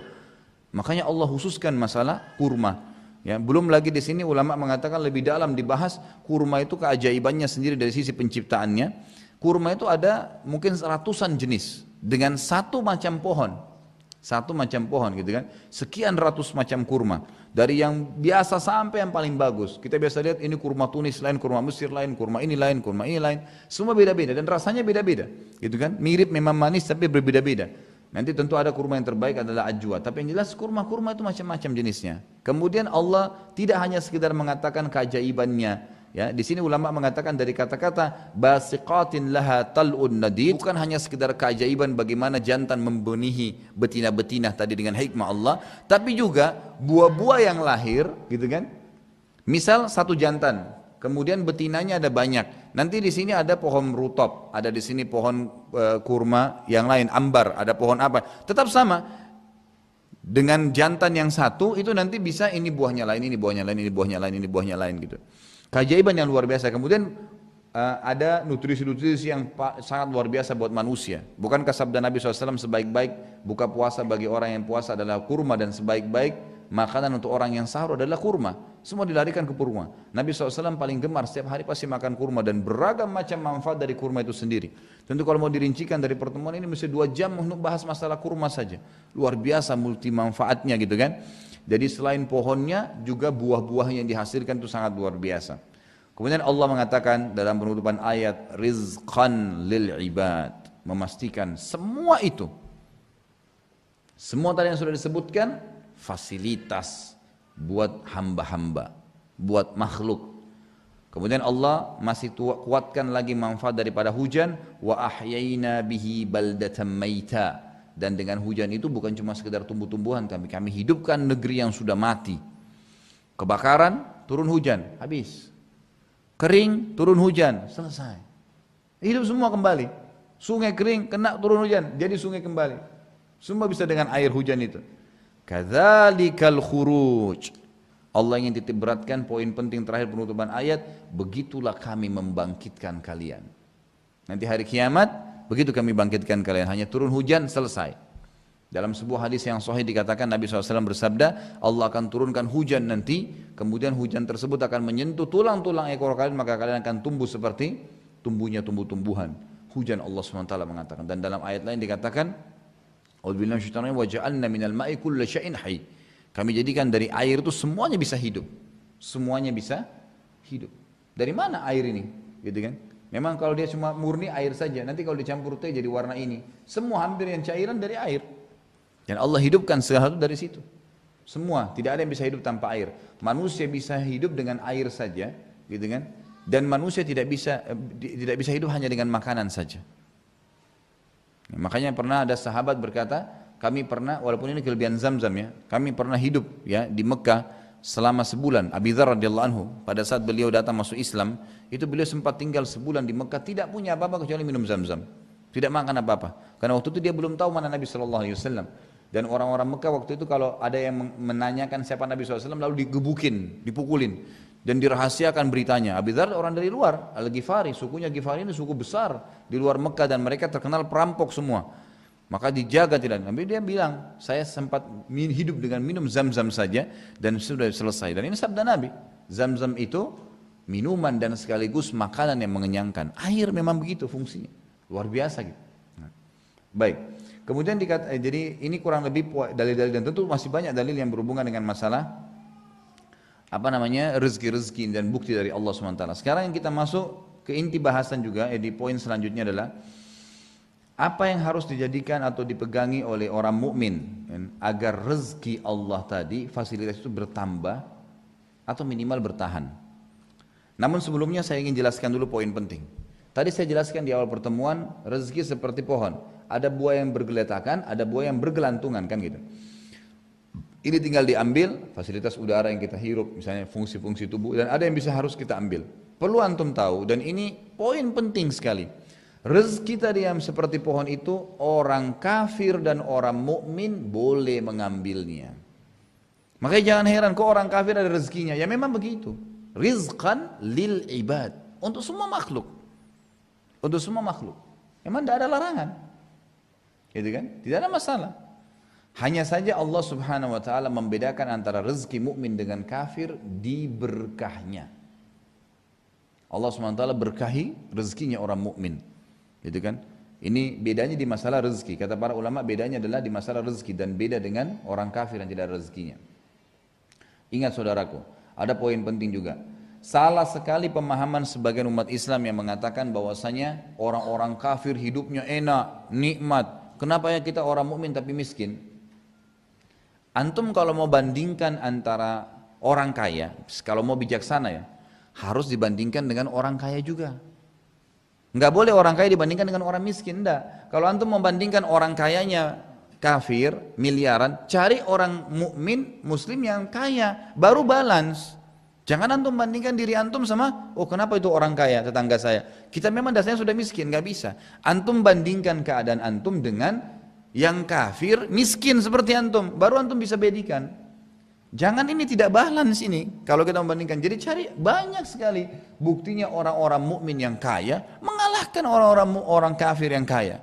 Dan subhanallah kata ulama perbedaan berkahnya di sini. Kalau orang-orang kafir itu karena mereka tidak kenal yang namanya haram maka hidupnya semua susah. Walaupun banyak hartanya tapi susah. Penuh dengan utang, terganggu, rumah tangganya rusak, anaknya sakit, dia sendiri cuci darah, beragam macam masalah yang dihadapin. Tapi kalau orang mukmin yang ngikutin sistem yang benar ya, maka insya Allah kalau Allah bukain rezeki buat dia di situ, diperbanyak rezekinya. Pastikan kalau kita fokus masalah kebutuhan sehari-harinya lebih banyak dibuat, dan dia dalam sistem yang benar maka terus akan berkah. Kalau dia melanggar juga sistem, tetap dia ikuti seperti orang kafir tidak kenal yang haram, ya maksudnya tetap yang haram juga dilakukan dengan riba, dengan manipulasi, maka juga dia akan menghadapi masalah yang sama dengan orang kafir. Berkahnya diangkat, maka dia jadi sakit, cuci darah, kemudian anaknya sakit, rumah tangganya rusak, sama dengan orang kafir kondisinya. Tapi kalau tidak maka dia akan balance, dia akan luar biasa. Banyak sekali contoh. Dari kalangan sahabat Abu Bakar, Umar, Uthman, Ali, orang-orang kaya dari kalangan sahabat. Kan gitu. Uthman orang kaya raya, Abu Bakar orang kaya raya, punya perkebunan banyak. Gitu kan? Bukankah Uthman radhiyallahu anhu pernah membiayai pasukan Ushrah, perang Tabuk, ya, yang beliau menyumbang sekian ribu unta dan kuda dalam peperangan, kemudian sampai membeli sumur dikenal dengan sumur Rumat dan seterusnya. Kata Nabi SAW, tidak ada lagi yang bisa menghalangi Uthman masuk ke surga setelah apa yang dilakukan hari ini. Banyak sekali yang diinfakkan, gitu kan? Banyak sekali yang dikeluarkan oleh beliau. Tapi itu contoh, orang-orang kaya banyak. Kalau kita angkat sekarang, di depan mata saya ada mungkin ratusan, mungkin bisa kita bahasakan ribuan. Di Saudi itu banyak sekali ulama yang kaya raya, banyak sekali. Dan sudah biasa itu kalau seorang alim kaya raya, biasa sekali. Tapi memang dalam akidah yang benar itu luar biasa, banyak sekali. Punya mobil, punya usaha, punya ini, punya kedudukan, banyak. Tapi kalau orang-orang muslim yang memang dasarnya dia jauh dari manhaj yang benar, ikhtiarnya jauh dari akidah yang benar, maka itu masih akan menyimpang, akan hilang berkahnya. Tapi kalau enggak banyak. Imam Haram di Mekah, kaya raya itu. Mereka kaya raya gitu kan. Dan negara-negara yang mayoritas muslim, Indonesia sendiri kaya. Cuman banyak individu yang tidak bertanggung jawab menyalahgunakan itu. Coba kalau mereka jalankan dengan yang benar, sebagaimana yang kita sebutkan kiat-kiatnya, maka itu pasti akan tidak ada masalah. Saudi sampai sekarang kaya raya, karena di sana pusat orang sujud, Allah keluarkan dari bumi, ya, minyak. Sampai para ilmuwan barat mengatakan, kami kesulitan mencari minyak kalau tidak ada orang Islam di lokasi itu. Dan ada sebagian mereka berani mengatakan karena sujudnya orang Islam ke tanah keluar minyak bumi gitu. Banyaknya orang sujud di Saudi dan semua kiblat ke sana keluar minyak. Jadi negara terkaya. Kalau kita selalu hanya mengandalkan seperti orang sekuler, oh kita ketinggalan zaman karena kita tidak ikuti teknologi barat, salah. Dari mana itu? Islam kita ini sudah memimpin dunia saudaraku. Dari zaman Nabi SAW, anggaplah tahun 1 Hijriah. Itu kita memimpin dunia. Orang Islam ini. Kalau kita tidak punya sistem ekonomi yang kuat, tidak mungkin bisa. Kita tidak punya cara sistem kehidupan, manhaj kehidupan yang baik, tidak mungkin kita memimpin. Sampai tahun 1924, kurang lebih 80 atau 90 tahun, anggap 100 tahun yang lalu saja, itu baru berubah, ya, khilafah Utsmaniyah di Turki menjadi republika, baru. Sebelumnya memimpin dunia. Apakah kita tidak punya sistem ekonomi yang baik? Banyak, cuma kita tidak mau lirik histori kita. Kita kembali kepada historinya orang barat. Atau kita barat ini artinya orang-orang non-muslim gitu kan. Berkiblat kepada mereka. Dari mana orang barat kapan? Amerika kapan jaya? Baru berapa tahun? Dan antum ini Islam berapa tahun berjaya? Dari 1 Hijriah. Kalau kita hitung sekitar 100 tahun yang lalu, sekarang sudah 1435, berarti sudah 1300 tahun, 1300 ya, 35 tahun kita berjaya. Kembali ke buku-buku sejarah Islam. Lihat bagaimana Islam jaya. Saya pernah dapatkan sebuah buku, tapi sayang saya cari nggak ada, saya temukan sekarang. Waktu saya tulis tesis S2 itu saya sempat jadikan referensi, judulnya Kultur Islam. Kalau nggak salah itu terbitan Bulan Bintang waktu itu ya. Saya sempat lihat ada mungkin buku kakek saya dulu. Yang kakek saya juga seorang dai di Makassar dulu. Jadi saya sempat dapat buku beliau, rahimahullah. Kemudian saya lihat kok bukunya bagus. Buku di dalam itu cukup banyak fakta-fakta di bahasa Indonesia ya. Terjemahan memang itu buku. Itu di dalam ada foto-foto, fakta-fakta secara ilmiah. Ya, bahwasanya memang teknologi sekarang ini beranjak daripada ilmuwan muslim. Dan banyak yang dikabur-kaburin oleh orang non-muslim. Yang mereka tidak bisa kaburin tuh cuman yang memang tidak bisa dibantah, seperti Ibnu Sina dalam kedokteran, Al-Jabar dalam masalah matematika. Tapi masih banyak yang lain. Di situ diangkat fakta-faktanya, ternyata hampir semua teknologi canggih termasuk adanya listrik, pesawat, segala itu bukan orang-orang non-muslim yang temukan, orang Islam yang temukan, dan ilmuwan dari Spanyol, ada fakta ilmiahnya. Tapi dikaburi. Nah, kita tidak pernah kembali kepada sejarah-sejarah itu, sehingga kita terkelabui benar-benar. Allah menyuruh kita gitu kan. Tidakkah mereka melihat kepada malakutus samawati wal ard, langit dan bumi, bagaimana bisa ada cahaya malam hari, bagaimana bisa matahari terbit kemudian terang buat kita, dan seterusnya. Bagaimana bisa semua itu? Itu kan pasti ada ilmunya, ada ilmiah. Dan kita kalau berusaha saja sedikit, kenapa orang barat bisa menemukan sesuatu teori misalnya? Karena mereka mau menyentuh ini, alam, mencari tahu. Orang Islam malas saja, nggak mau. Coba kalau seandainya kita juga mengadakan penelitian, itu luar biasa. Penelitian tentang umat-umat sebelum kita, itu kan masalah Fir'aun. Mana ada orang Islam yang terjun ke Mesir kemudian periksa? Enggak ada. Tapi ilmuwan pun cuma mengatakan yang kami tidak bisa fikir sampai sekarang, bagaimana di zaman Fir'aun dan mereka pakai teknologi apa bisa ngangkat batu nyusun jadi piramida, satu batu minimal 1 ton beratnya. Sekarang pun susah cari alat dengan teknologi canggih untuk angkat 1 ton batu, nggak bisa, susah. Nah, bagaimana mereka bisa angkat pakai tenaga apa? Kalau manusia pun mungkin kalau sejajar, ya ini nggak disusun sampai tinggi seperti gunung gitu. Tapi itu keajaiban gitu kan. Artinya memang Allah SWT yang menuntut orang untuk punya ilmu. Ittaqullah wa yu'allimukumullah. Bertakwa sama Allah, Allah akan ajar kalian. Pasti muncul ide-ide itu. Cuma umat Islam tidak mau masuk ke situ, kan gitu. Jadi sekali lagi keliru kalau ada orang mengatakan subhanallah bahwasanya orang-orang kafir lebih maju, dan itulah yang diinginkan oleh orang-orang barat ya, orang-orang muslim ya, supaya membuat umat Islam ini merasa oh ya kita nggak punya apa-apa ya. 1335 tahun lebih kita memimpin dunia. Anda mengatakan kita tidak punya kelebihan, ini kekonyolan namanya. Belajari itu. Cari tahu berita-berita tentang mereka, cukup banyak buku-buku sejarah berhubungan dengan masalah itu. Ada uang berangkat, lihat peninggalan-peninggalan di Spanyol, peninggalan-peninggalan di Turki gitu kan. Bagaimana umat Islam berjaya dulu. Itu hal yang luar biasa gitu. Baik, kita masuk sekarang bagaimana caranya agar ini tentu tidak ada bagi orang kafir ya, ini hanya bagi orang Islam. Bagaimana supaya tetap berkah, bagaimana mempertahankan rezeki, bukan cuma duit tadi tapi semua fasilitas ini, anggota tubuh, fungsi-fungsinya, semua, langit nurunin hujan, pohon-pohon kita bisa berbuah, laut kita bisa penuh dengan ikan-ikan yang kita bisa panen, luar biasa, semua ini bisa dipertahankan dan bisa ditambah. Allah bisa tambah dengan hikmahnya, dengan caranya. Satu ikan bisa melahirkan 1000 ekor, bisa. 1000 telur, bisa kalau Allah mau. Laki-laki bisa, perempuan dan laki-laki bisa lahir kembar sekian banyak. Bukankah kemarin terjadi di Palestina karena banyaknya umat Islam yang dibunuh di sana, ada masuk di fakta di Al-Arabiyah. Itu dijelaskan di majalah, di TV-TV di Jazirah Arab. Itu ada satu wanita di Palestina melahirkan dalam 2 tahun kalau tidak salah anaknya 12. Jadi satu kali melahirkan itu tahun sebelumnya nikah sama laki-laki suaminya, punya anak kembar 6. Semua sehat, semua laki-laki. Tahun kedua lahir lagi 6 kembar, semua sehat, semua laki-laki. Seakan-akan Allah perlihatkan keajaibannya, kamu bunuh hai Yahudi 2 orang muslim, ini saya lahirkan 6 gantinya, ini saya lahirkan 12.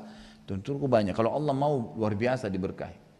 Ada kiat-kiatnya, masyhur. Yang pertama adalah, di antara turuk, Ya, saya katakan di sini lil mu'min iddatit turuq wa lihusul wa litakthir minar rizq. Banyak sekali cara sebenarnya. Ini tulisan saya susun sendiri, mudah-mudahan saya tulis dalam bentuk buku nanti. Cuma ini masih dalam bahasa Arab, catatan kecil gitu ya. Saya coba kumpulin dari beberapa buku-buku. Juga ayat-ayat Al-Quran. Dalil yang paling kuat adalah saya selalu mengambil Al-Quran. Karena subhanallah banyak Al-Quran yang belum ditadabburi ayatnya. Banyak sekali ditadabburi. Kita masuk sekarang adalah poin pertama. Untuk mempertahankan atau menambah satu. Yang pertama adalah, ini yang paling inti, bersyukur kepada Allah. Syukuri itu. Mengatakan Alhamdulillah.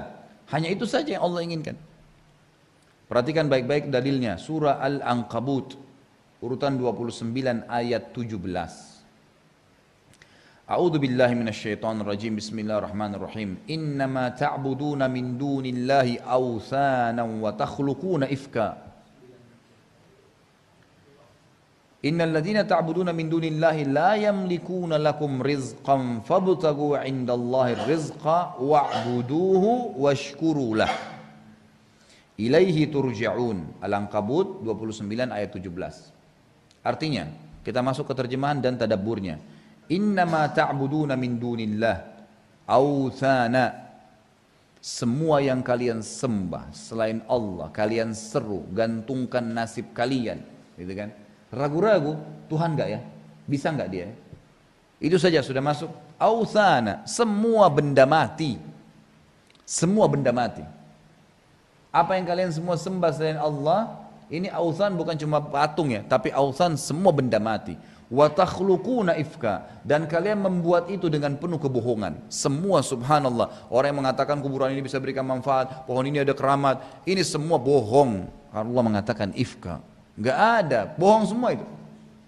Ini berarti Allah sudah memberikan kepada kita dan harus kita yakini sebagai mukmin, semua itu bohong. Enggak ada apa-apa mereka. Authanan wa takhluquna ifka. Semua yang kalian sembah selain Allah authan, benda mati. Manusia pun yang disembah mati, gitu kan? Semua benda mati. Dan kalian membuat itu dengan penuh kebohongan. Semua bohong, subhanallah. Semua kebohongan. Kuburan-kuburan yang dianggap keramat, yang mengatakan kuburan Nabi bisa memberikan manfaat, wallahi demi Allah bohong. Dari mana dalilnya? Bukankah bukankah Allah SWT sudah mengatakan, tentang Nabi SAW, innaka mayyitun wa innahum mayyitun. Kau mati Muhammad, berarti mati sudah tidak akan berfungsi, dan mereka pun akan mati. Semua yang menyalahgunakan ibadah kepada Allah akan mati. Innaka la tusmi'u man fil kubur. Kau tidak pernah bisa, hai Muhammad. Kalau Muhammad tidak bisa sallallahu alaihi wasallam, berarti kita lebih tidak bisa. Kau tidak akan pernah bisa memperdengarkan apapun bagi orang yang mati di kubur, dan kau pun tidak bisa dengar apa-apa dari mereka. Biar kamu gali, biar kamu apa, nggak bisa kamu buat apa-apa. Nggak ada, kuburan selesai, nggak boleh. Kata Nabi SAW apa? La taj'alu kuburakum masajid. Jangan jadikan kubur kalian tempat ibadah. Kenapa masih ada orang yang pergi ke kuburan minta-minta itu? Dari mana bisa ini? Awthana, benda mati. Ifka, kebohongan. Saya kasih contoh, ada satu kuburan di Mesir, di daerah Tanta. Tanta ini mungkin sekitar 200 kilo dari Kairo ya. Ada di sana satu kuburan itu, dulunya ya, kuburan itu biasa saja. Ada seseorang yang mati, kemudian karena dia ditokohkan oleh masyarakat, ada yang wakafin tanah di kebun kurmanya, ditaruh kuburannya di situ. Sudah, dikuburlah. Berjalan waktu, meninggal generasi-generasi itu, ternyata anak ahli warisnya menjual tanah, sampai akhirnya kuburan itu karena dibagi-bagi oleh ahli waris dan dijual, berada di pinggir jalan raya. Dengan berjalan bertahun-tahun gitu. Ada dua orang yang tidak bertanggung jawab datang dari Mesir. Ini masyhur kisahnya dan ini disampaikan oleh dosen kami. Saya dulu pernah tahun 89 di Mesir, ini cerita langsung dari para guru-guru. Ya, kalau saya tidak salah ingat itu cerita dari mereka langsung. Insya Allah benar gitu, saya yakin karena saya tahu betul cerita ini. Dan ya, mohon maaf, bukan dari dosen Mesir, ini dari guru-guru kami, termasuk guru akidah Dr. Fahad Suhaimi. Itu beliau mengingatkan atau menyampaikan kami pada saat tingkat 3 kuliah di dalam materi tauhid. Ini yang benar. Jadi saya ingat betul beliau mengatakan kisah ini, dan beliau mengatakan itu kisahnya adalah dua orang yang mampir kemudian ban mobilnya pecah. Dilihatlah kuburan itu di pinggir jalan. Yang satu perbaiki ban, yang satu ini mujrim. Mujrim ini orang jahat betul. Dia lihat kuburan itu selama 15 menit temannya perbaiki ban, berapa banyak orang yang lewat mampir berikan salam kepada kuburan. Dia nyebrang, diambil satu kaleng yang sudah rusak di situ, ditaruh dekat kuburan, dia pergi, dia nyebrang, dilihat. Ternyata dari sekian survei dia, naudzubillah, berapa orang yang lewat, ada yang sempat taruh duit. Karena kejahilannya. Dia bilang sama temannya, kita nggak jadi pulang ke Kairo. Dia pergi ke toko bangunan, dibongkar kuburan itu besok, dipasangin keramik, pasangin pagar, taruh celengan yang bagus. Ternyata dari sekian banyak orang lewat, betul-betul kasih duit. Sekarang kuburan itu bisa menampung, ya, menjadi sebuah masjid yang besar, daerah Tonta itu bisa menampung sekitar 1000 atau 2000 jemaah, saya lupa ya penyampaian, tapi susah sangat besar. Dan orang datang karena kuburannya, bukan karena masjidnya. Dan yang sudah membangun itu terima per hari atau per bulan ya 1 juta jenih. Jadi 1 miliar rupiah dia terima uang dari celengan yang masuk ke situ. Orang musyrik dia nggak pusing. Dan ini betul-betul ifka, kebohongan. Semua subhanallah, yang di kuburan-kuburan di Indonesia ini yang banyak yang disembah-sembah, yang diminta-minta itu kebohongan semua. Allah mengatakan, wa takhluquna ifka, semua kebohongan, authan, benda mati. Mintalah di sini ini syekh fulan berikan manfaat, kebohongan. Kalau dia bisa berikan manfaat, wallahi Tuhannya Allah dia lebih mampu. Kuburan ini kuburnya wali, bisa berikan. Kenapa enggak minta kepada Tuhannya? Pasti Tuhannya lebih mampu, untuk apa minta kepada dia? Imam Nawawi mengatakan rahimahullah, saya heran dengan orang yang minta-minta ke kuburan, sementara di kuburan adalah orang mati, benda mati, yang seperti dia tapi sudah mati tinggal tulang. Dia masih hidup, dia malah bisa lebih bermanfaat daripada orang itu di muka bumi. Tapi dia tidak mau fahami itu. Allah mengatakan, membongkar, mengatakan authana dan ifka, benda mati dan bohong semuanya, bohong, semua penipuan. Di Surabaya begitu juga, di Wali Songo, sumur yang sudah tua gitu. Air berkah dijual berjergen-jergen. Harganya, kenapa nggak beli Zam-Zam? Walaupun sudah coklat, airnya kotor, bisa buat penyakit. Enggak, ini berkah dari zaman Wali Songo. Subhanallah. Jadi kalau dari zaman Wali Songo berarti tetap berkah itu. Sunnatullah, kalau sumur sudah kotor, harus diuruk kembali. Diganti, dibersihin airnya. Baru bisa jadi air bersih. Dan itu juga karena Allah yang ciptakan. Bukan, tidak ada hubungannya dengan Wali Songo itu. Tidak ada hubungannya. Kan gitu. Ini enggak, dianggap berkah, lebih berkah daripada Zam-Zam malah. Orang-orang pada beli, minum, kejahilan, nanti sakit perut dianggap tidak apa-apa. Gitu kan. Ini bagaimana caranya? Semua ifka, semua subhanallah penuh dengan kebohongan. Kebohongan yang luar biasa, direkayasa oleh orang-orang tertentu. Saya tidak bahas siapapun ya, tapi orang tertentu ini memang tujuan semua ujungnya adalah dunia. Semua orang yang mengajak penyembahan selain Allah, menghidupkan bid'ah lawan sunnah Nabi SAW, masalahnya karena mau hidup, duit di belakangnya. Hanya itu saja, karena masih mau rezeki dari manusia. Lupa kalau Allah Azza wa Jalla yang memberikan. Dan ini ini luar biasa pada menjawab depan Allah SWT hari kiamat. Allah mengatakan, innal ladina ta'buduna min dunillah la yamlikuna lakum rizqa. Semua yang kalian sembah itu, kebohongan-kebohongan tadi semua tidak bisa memberikan kalian apa-apa dari rezeki. Tidak bisa menyiapkan fasilitas kalian. Fabtaghu 'indallahir rizqa. Hanya cari rezeki dari Allah. Wa'buduhu, ikutilah itu rezeki untuk kamu minta dengan ibadah kepadanya. Ibadah yang benar, sesuai dengan wahyu. Washkurulah, dan syukuri. Kan gitu. Ilaihi turja'un, hanya kepadanya kalian akan dikembalikan. Kemudian Allah SWT juga menceritakan dalil yang selanjutnya adalah surah Saba. Urutan 34 ayat 15. Di mana Allah SWT menceritakan tentang negeri Saba. Saba ini Yaman ya.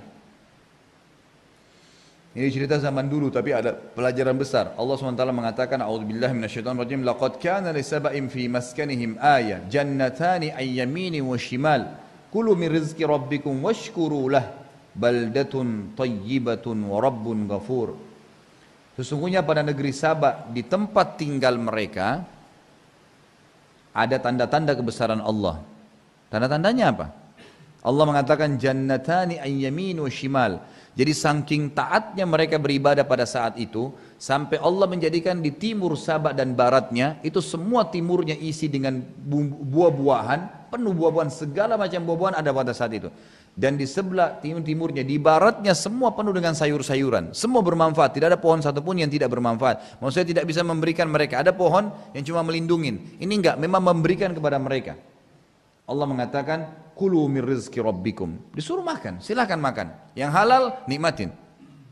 Lalu Allah mengatakan kata kuncinya, washkurulah. Tapi ikuti dengan syukur. Alhamdulillah. Para ulama salaf, Abdullah bin Umar radhiyallahu anhuma, saudaraku, itu kalau minum, coba terapin ini. Beliau kalau minum buka gelas, Bismillah, diturunin, Alhamdulillah. Masuk lagi, Bismillah, turunin lagi, Alhamdulillah. Satu gelas itu mungkin Abdullah bin Umar bisa minum 10 kali Bismillah, 10 kali Alhamdulillah. Kita kadang-kadang satu kali Alhamdulillah saya syukur kalau bisa, gitu kan. Makanya saya sering tekankan dalam pengajian saya, subhanallah, saya terapkan juga di rumah, jangan lupa kerasin suara, Bismillah, nggak apa-apa. Karena kadang-kadang kita kira kita sudah baca, padahal sebenarnya belum. Dan kalau kita lupa baca, apa yang terjadi? Syaitan mencurinya. Tambah lagi ada orang minum dan makan dengan tangan kiri, tambah jadi, syaitannya tambah jadi, tambah ambil. Jangan kalian minum dan makan dengan tangan kiri, karena syaitan makan dengan, kata ulama hadis, maksudnya syaitan makan dengan, syaitan mencuri makanan yang dia makan dengan tangan kiri dan minum dengan tangan kiri. Karena dalam hadis yang lain dikatakan, siapa yang lupa membaca Bismillah pada saat awal makan dan minum, kemudian dia mengingatnya dan mengatakan Bismillah awalihi wa akhiri, maka syaitan di sebelahnya akan memuntahkan apa yang dia curi. Cuma mencuri kan gitu. Nah juga dengan disyukuri, Alhamdulillah. Kenapa kita kalau habis makan, habis minum bilang Alhamdulillah? Supaya minimal kenikmatan minum dan makan itu bertahan atau bisa bertambah, malah lebih nikmat lagi setelah itu. Allah mengatakan kulu min rizqi rabbikum, silahkan makan. Dan ingat, pada saat Allah haramkan sesuatu, Allah bukakan banyak pintu halal. Sudah pernah saya jelaskan itu hari. Babi Allah haramkan, satu sisi. Sisi lain, Allah halalkan sapi, ayam, kambing, semua hewan-hewan di air halal. Kenapa harus babi? Allah haramkan khamar, nggak boleh minum ya, ini khamar, memabukkan, ada alkoholnya, baik. Masih ada susu, ada sirup, ada air putih, kenapa harus khamar?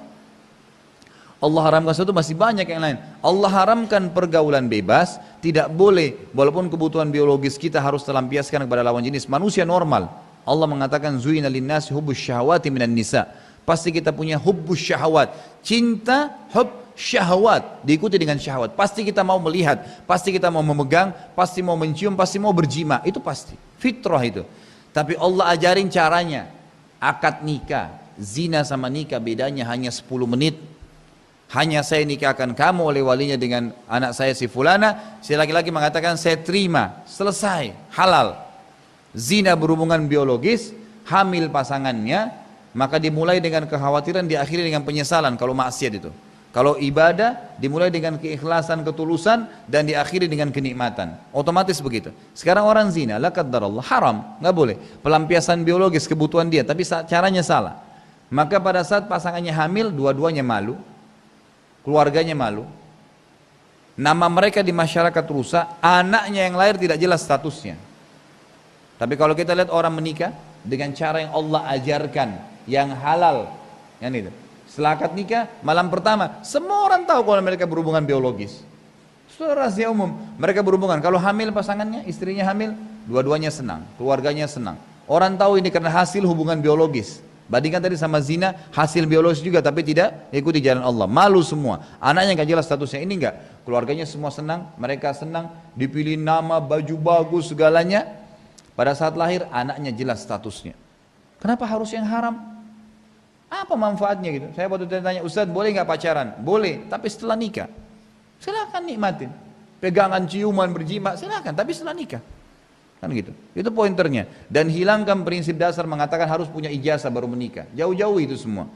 Nggak ada manfaatnya, kebutuhan biologis. Kalau sudah mendesak, kata Nabi SAW, ya, sesuatu itu bisa menjadi haram. Mohon maaf, ini bukan hadis. Tapi saya dan para ulama yang mengatakan bahwasanya semua yang bisa membawa orang pada yang haram, maka berarti dia sudah wajib untuk mencari yang halal. Jadi misal dia kalau tidak menikah maka dia bisa jadi zina, dia wajib nikah pada saat itu, punya kewajiban, nggak bisa tidak. Kalau dia lagi safar dan dia punya keringanan buka puasa tapi dia paksakan diri, kalau dia tidak buka puasa malah dia sakit, malah dia mati, maka dia wajib berbuka puasa. Sudah pindah gitu kan hukumnya, maka harus mengambil apa yang telah Allah SWT perintahkan tadi. Baik, selanjutnya dikatakan baldatun thayyibatun wa rabbun ghafur, ya, sesungguhnya negeri itu akan selalu thayyibah, akan selalu subur, makmur, tenang, aman kalau apa? Rabbun ghafur, ya, mengikuti Tuhan yang Maha Pengampun. Baik, yang kedua saudaraku adalah kiatnya infak. Al-infak, nafaqah, sadaqah. Ini banyak sekali orang yang tidak faham, subhanallah. Saya sering bahasakan di pengajian saya dan mudah-mudahan saya termasuk orang pertama melaksanakan, bukan cuma mengucapkan. Kalau antum memang betul-betul mau mempertahankan dan mau mendapatkan rezeki itu, di setiap sesuatu yang Allah siapkan, yakini ada infaknya di situ. Dan kalau mau maksimal, keluarkan sepertiganya. Kalau mau maksimal. Misal, saya dikasih segelas ini. Kalau saya masih bisa berbagi dengan orang, sepertiganya itu lebih baik. Kue, saya beli. Makanan, sepertiganya dikasih orang miskin, maka itu lebih baik. Makanya salah satu yang merupakan kelebihan daripada tabi'in yang masyhur Uwais Al-Qarni, itu beliau rahimahullah, kalau dapat, orang susah hidupnya, tapi beliau kalau makan, kadang-kadang cari makanan di sisa makanannya orang di sampah. Dapat roti dibersihin sama dia. Dibersihin, selesai dibersihin, masih dibagi lagi. Dibagi, dibersihin, dibagi, dikasih orang lain sama dia. Dikasih orang-orang yang dianggap memang susah, dikasih. Baru dia mengatakan, ya Allah, inilah rezeki yang telah engkau berikan kepada aku, dan aku sudah berusaha membaginya untuk selainku. Masih dibagi. Kadang-kadang kita subhanallah beli makanan sampai rusak di rumah, gak pernah dikasih orang. Saya wasiatkan pada keluarga saya, jangan nginapkan makanan di rumah. Malam itu habis, besok urusan besok. Orang mukmin tahu hari lalunya sudah berlalu, tinggal taubat kalau salah dan dia bersyukur kalau benar. Hari ini milik dia, besok adalah gaib, dia tidak tahu. Selesai. Kita boleh berencana, tapi nggak ada yang bisa pasti. Hari ini punya kita, hari ini maksimalin, isi dengan ibadah, isi dengan amal saleh, isi dengan segalanya, itu pointernya. Besok itu urusan besok. Kita nggak pernah tahu. Hari ini subuh on time, duhur on time, semua on time, semua zikir pagi, semua ibadah, baca Quran terus. Besok deh, nggak ada istilah besok deh. Ini besok nggak ada urusan sama kita. Besok kita nggak tahu hidup atau tidak. Orang mukmin begitu. Yang telah berlalu, istighfar kalau salah, syukuri kalau ada. Hari ini maksimalin, besok kita tidak tahu. Lupain hari esok, sudah. Kita nggak tahu kapan kita masih hidup atau tidak. Boleh punya planning, tapi bukan satu kepastian. Ini banyak orang bilang, oh besok aja deh saya baru silaturahim, besok aja deh saya baru begini. Apa besok lagi? Memang ente masih hidup besok, gitu kan? Nah ini harus perhatikan gitu. Baik. Sekarang masalah infak ini adalah mengeluarkan yang terbaik dari apa yang kita miliki, dan itu sifatnya per item. Per itemnya. Itu jauh lebih baik. Kita baru beli baju 100.000. Kalau antum bisa keluarin 33.300 sekian atau 35.000 lah antum keluarin, infakkan karena saya sudah diberikan oleh Allah kesempatan beli baju 100.000, itu maksimal. Itu akan luar biasa. Hadis Bukhari menjelaskan masalah itu. Bukankah sudah masyhur kisah ada dua orang di zaman Bani Israel punya kebun bersebelahan, kemudian yang satunya mendengar suara dari langit, yang mengatakan dari awan, tuangkanlah hujan di kebunnya fulan, tetangganya dia. Lalu diikuti sama dia awan itu, ternyata betul hujan turun di tempat temannya, yang lain gak ada dapat hujan. Termasuk dia sendiri gak dapat hujan gitu. Lalu setelah itu dia lihat hujan turun, selesai hujan turun dia datang ke temannya, dia tanya tetangganya, apa yang kamu lakukan? Tadi saya dengar ada suara di awan yang mengatakan begini dan begitu. Gitu kan? Apa yang kamu lakukan? Dia bilang, saya membagi hasilnya. Hasil daripada kebun ini menjadi 3. Sepertiganya langsung di jalan Allah. Langsung. Ini maksimal, terima gaji 1 juta, 350 ribu kalau perlu itu sudah untuk jalan Allah. Fakir miskin kah, kerabat yang susah kah, kasih orang tua kah, pokoknya jalan Allah. Sepertiganya saya kembalikan menjadi modal saya, tambah modal, sepertiganya saya gunakan untuk kebutuhan keluarga saya. Ini kalau mau maksimal. Kalau enggak, minimal ada yang dikeluarkan. Hadis Bukhari yang lain kata Nabi SAW apa? Ya ibna Adam, unfik alaik. Kau infak dulu, kata Allah, baru saya infak untukmu. Kita kadang-kadang salah, sibuk dengan tabungan. Sekali lagi, hari esok itu lain. Boleh diprogramin, tapi jangan terlalu berlebihan. Kenapa? Kita boleh mempertahankan sumber dana kita, iya. Tapi pendapatan yang kita punya hari itu dimaksimalkan dalam sedekah. Pada saat Nabi SAW mengatakan jihad, Abu Bakar datang membawa apa? Seluruh hartanya. Seluruh harta yang dia miliki hari itu bukan sumber usahanya, bukan. Beliau tetap punya kebun-kebun, bukan kebunnya dijual, enggak. Tapi yang ada di kantongnya, yang di rumahnya hari itu 1 juta, ini ya Rasulullah, semua. Apa yang kau tinggalkan untuk keluargamu hari ini? Allah dan Rasulnya. Karena sudah terlanjur diminta infak. Tapi bukan berarti tidak ada sumbernya, ada. Jangan salah paham dengan masalah ini. Jadi harus balance dalam memahami dengan ilmu yang benar. Gitu kan? Tapi infak akan mendatangkan infaknya Allah kepada kita. Itu pasti. Abdullah bin Umar radhiyallahu anhu juga dikatakan dalam riwayat sahih kalau beliau tidak dapat orang fakir miskin datang ke rumahnya, beliau keluar mencari mereka. Cari mereka untuk diberikan sedekah tadi. Allah Azza wa Jalla mengatakan dalam surah Al-Baqarah urutan 2 ayat 254 bunyinya, A'udzubillahi minasyaitonir rajim. Bismillahirrahmanirrahim. Ya ayyuhalladzina amanu anfiqu mimma razaqnakum min qabli an ya'tiya yaumun la bai'un fihi wala khullatun wala syafa'ah wal kafiruna humudz zalimun. Hai orang-orang yang beriman, kalau ngaku mukmin ikutin ini. Anfiqu, keluarkan di jalan Allah. Mimma razaqnakum. Kata-kata mimma berarti masuk dalam semua substansialnya. Apapun yang kita dapatkan, yang kami jadikan sebagai rezeki kalian. Min qabli an ya'tiya yaumun la bai'un fihi wala khullatun wala syafa'ah. Sebelum datangnya hari, maksudnya hari kiamat, tidak ada lagi transaksi, nggak bisa lagi kita kembangkan ya modal atau usaha yang ada, nggak ada lagi persahabatan, nggak ada lagi pertolongan, dan orang-orang kafir mereka lah orang-orang yang zalim. Kemudian ayat selanjutnya adalah surah Ibrahim urutan 14 ayat 31 dan 34. A'udzubillahi minasyaitonir rajim. Qul li'ibadiyalladzina amanu yuqimus salata wa yunfiqu mimma razaqnahum sirran wa alaniyatan min qabli an ya'tiya yawmun la bai'un fihi wala khilal.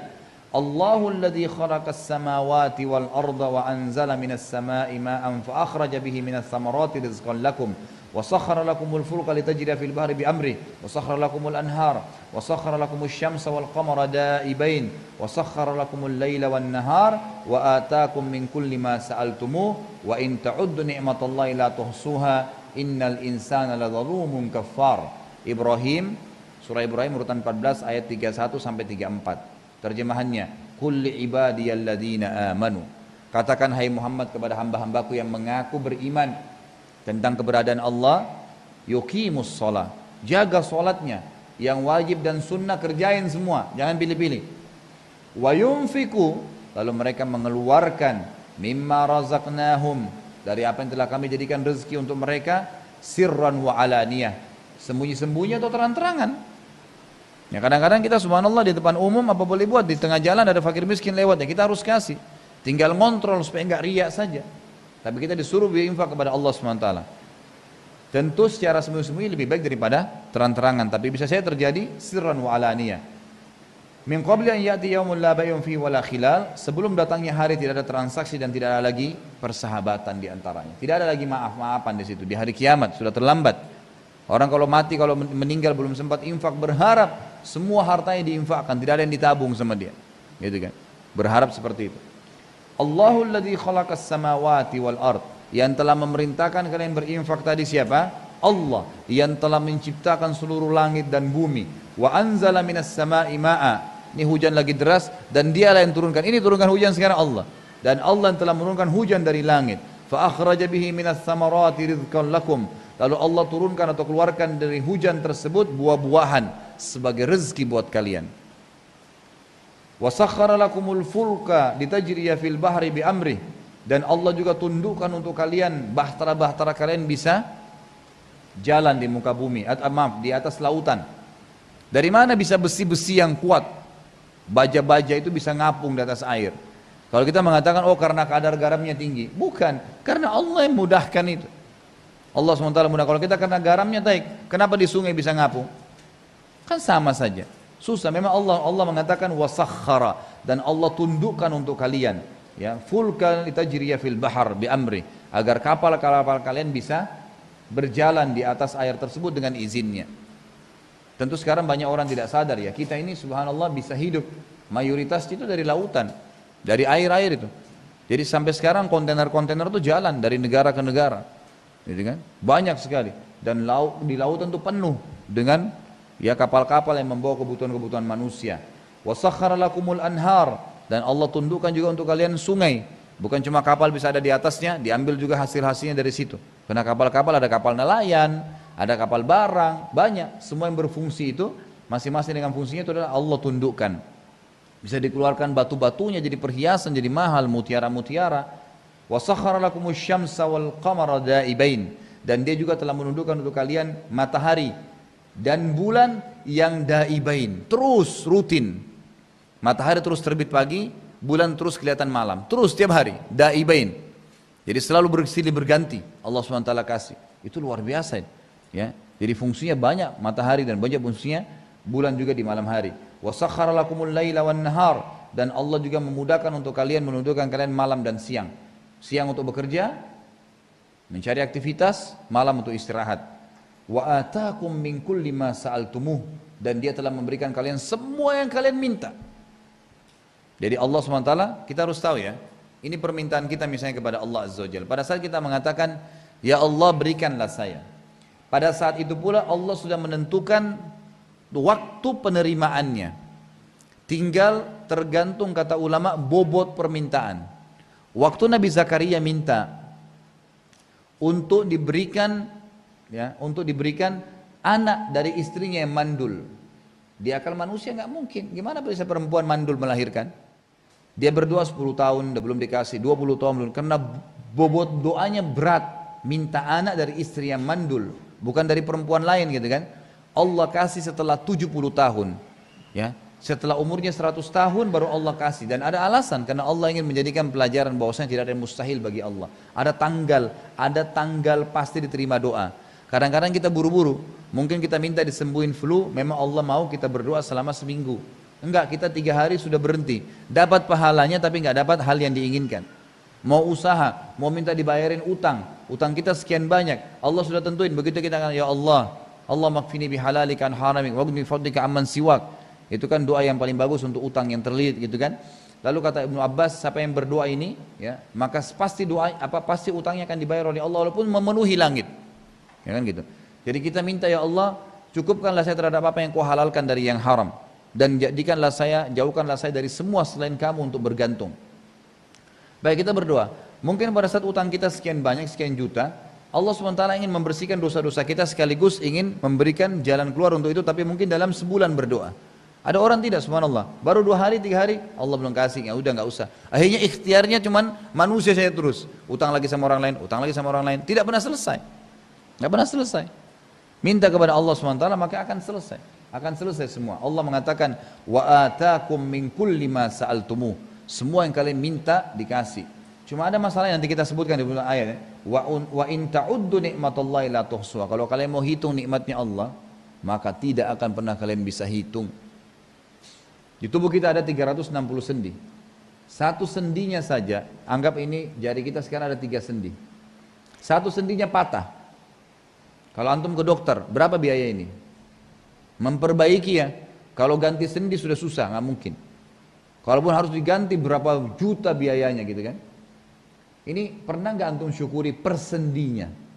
Ini alhamdulillah, semua sendi 360. Kata Nabi SAW dalam hadis Bukhari, dalam tubuh manusia ada 360 sendi yang dia harus bersedekah kepada Allah sebagai tanda syukur. Dan 360 sendi yang sedekah tadi itu bisa tergantikan dengan 2 rakaat sholat duha. Keringanan lagi dari Allah.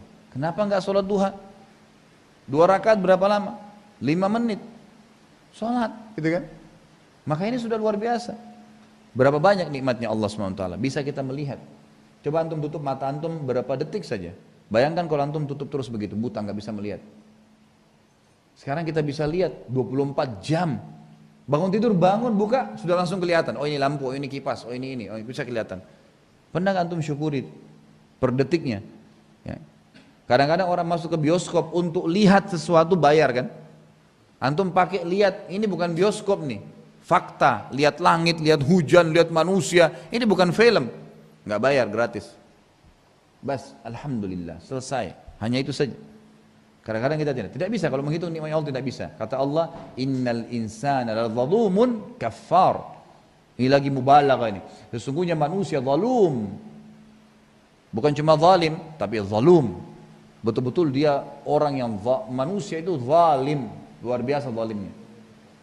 Sekarang saya tanya ikhwah sekalian, kita jujur bilang, antum setahun tidak sakit, setahun tidak pernah sakit. Setelah setahun kita dikasih flu seminggu, ngeluh nggak? Banyak manusia yang ngeluh, aduh flu nih, aduh batuk. Baik, kalau tanya, coba muhasabah diri sendiri, berapa lama antum nggak sakit? Setahun. Setahun itu 365 hari. Antum sakit seminggu, anggap 5 hari. Kalau kita mau bicara masalah kejujuran, Mestinya kita sakit 365 hari juga. Mestinya balan setahun sehat, setahun sakit. Kerja 30 hari di kantor, dikasih gaji sekian. Hitungannya per hari sekian dikali 1 bulan. Kan begitu. Kalau mau syariatkan maksudnya, tidak. Allah enggak.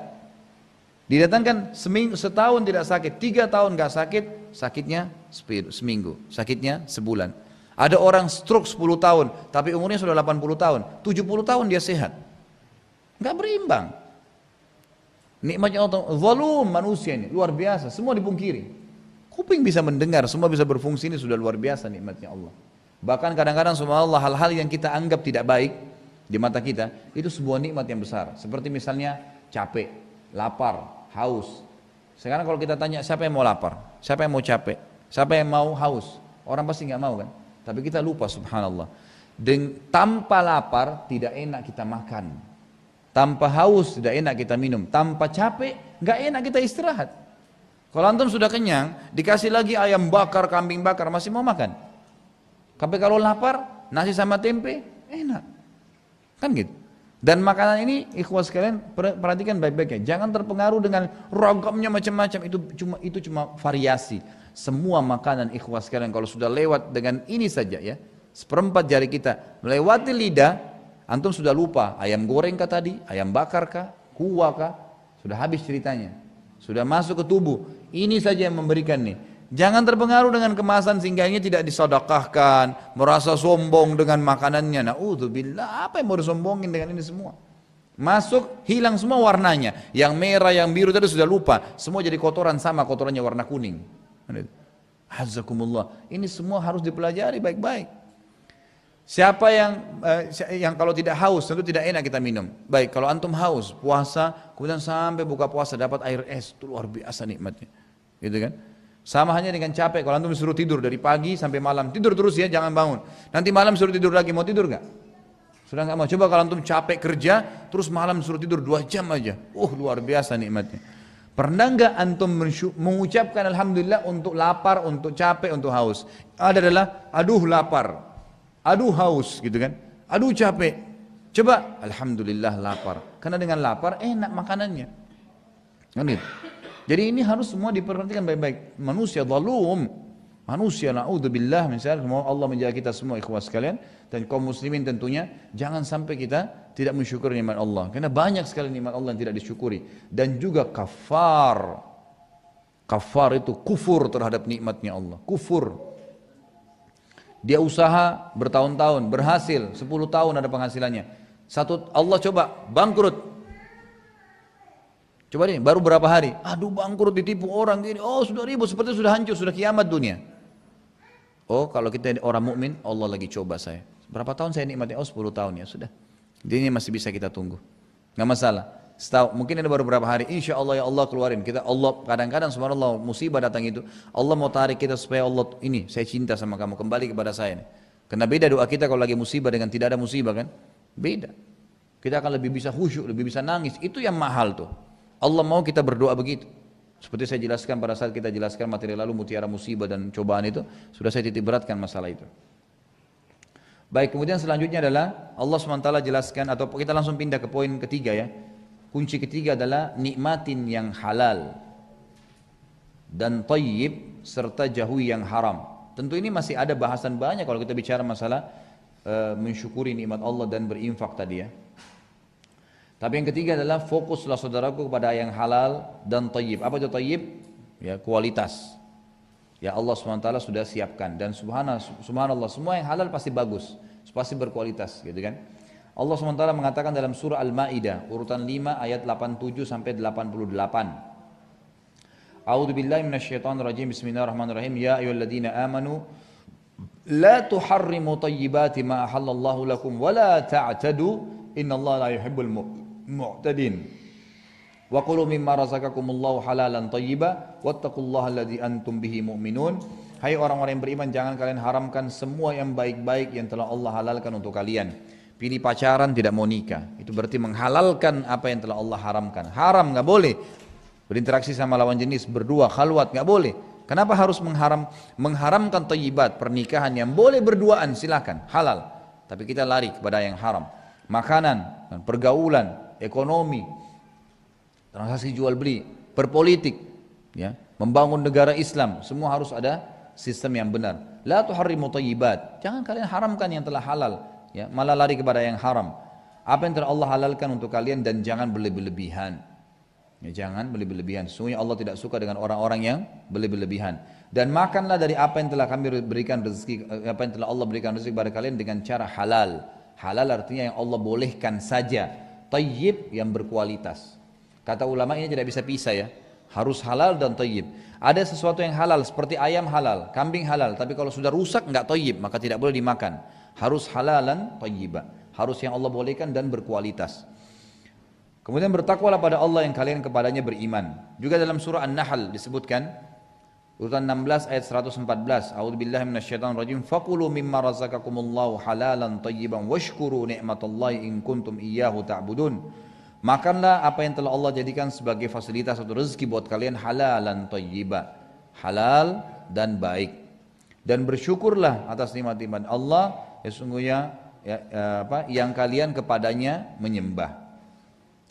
Banyak orang subhanallah ya karena ketakutan dengan masalah ini maka masalah yang memakan yang halal atau memberikan makan pada orang lain sampai ada pada tingkat orang membunuh anaknya karena takut miskin misalnya, karena takut memberikan makan kepada mereka. Tidak saudaraku, jangan pernah berpikir seperti itu karena semua rezeki telah Allah tentukan untuk setiap hambanya. Allah mengatakan dalam Al-Quran ya di dalam surah Al-An'am urutan 7 ayat 151 yang bunyinya a'udzubillahi minasyaitonir rajim, ada potongan ayat wala taqtulu auladakum min imlakin nahnu narzuqukum wa iyyahum.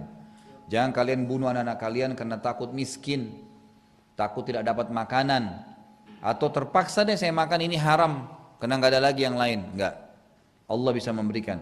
Kamilah yang memberi rezeki kepada kalian dan kepada mereka. Anak-anak itu lahir kita tinggal tahu ikhtiar. Allah yang memberikan rezeki. Juga dalam ayat yang lain dikatakan surah Al-Isra urutan 17 ayat 31.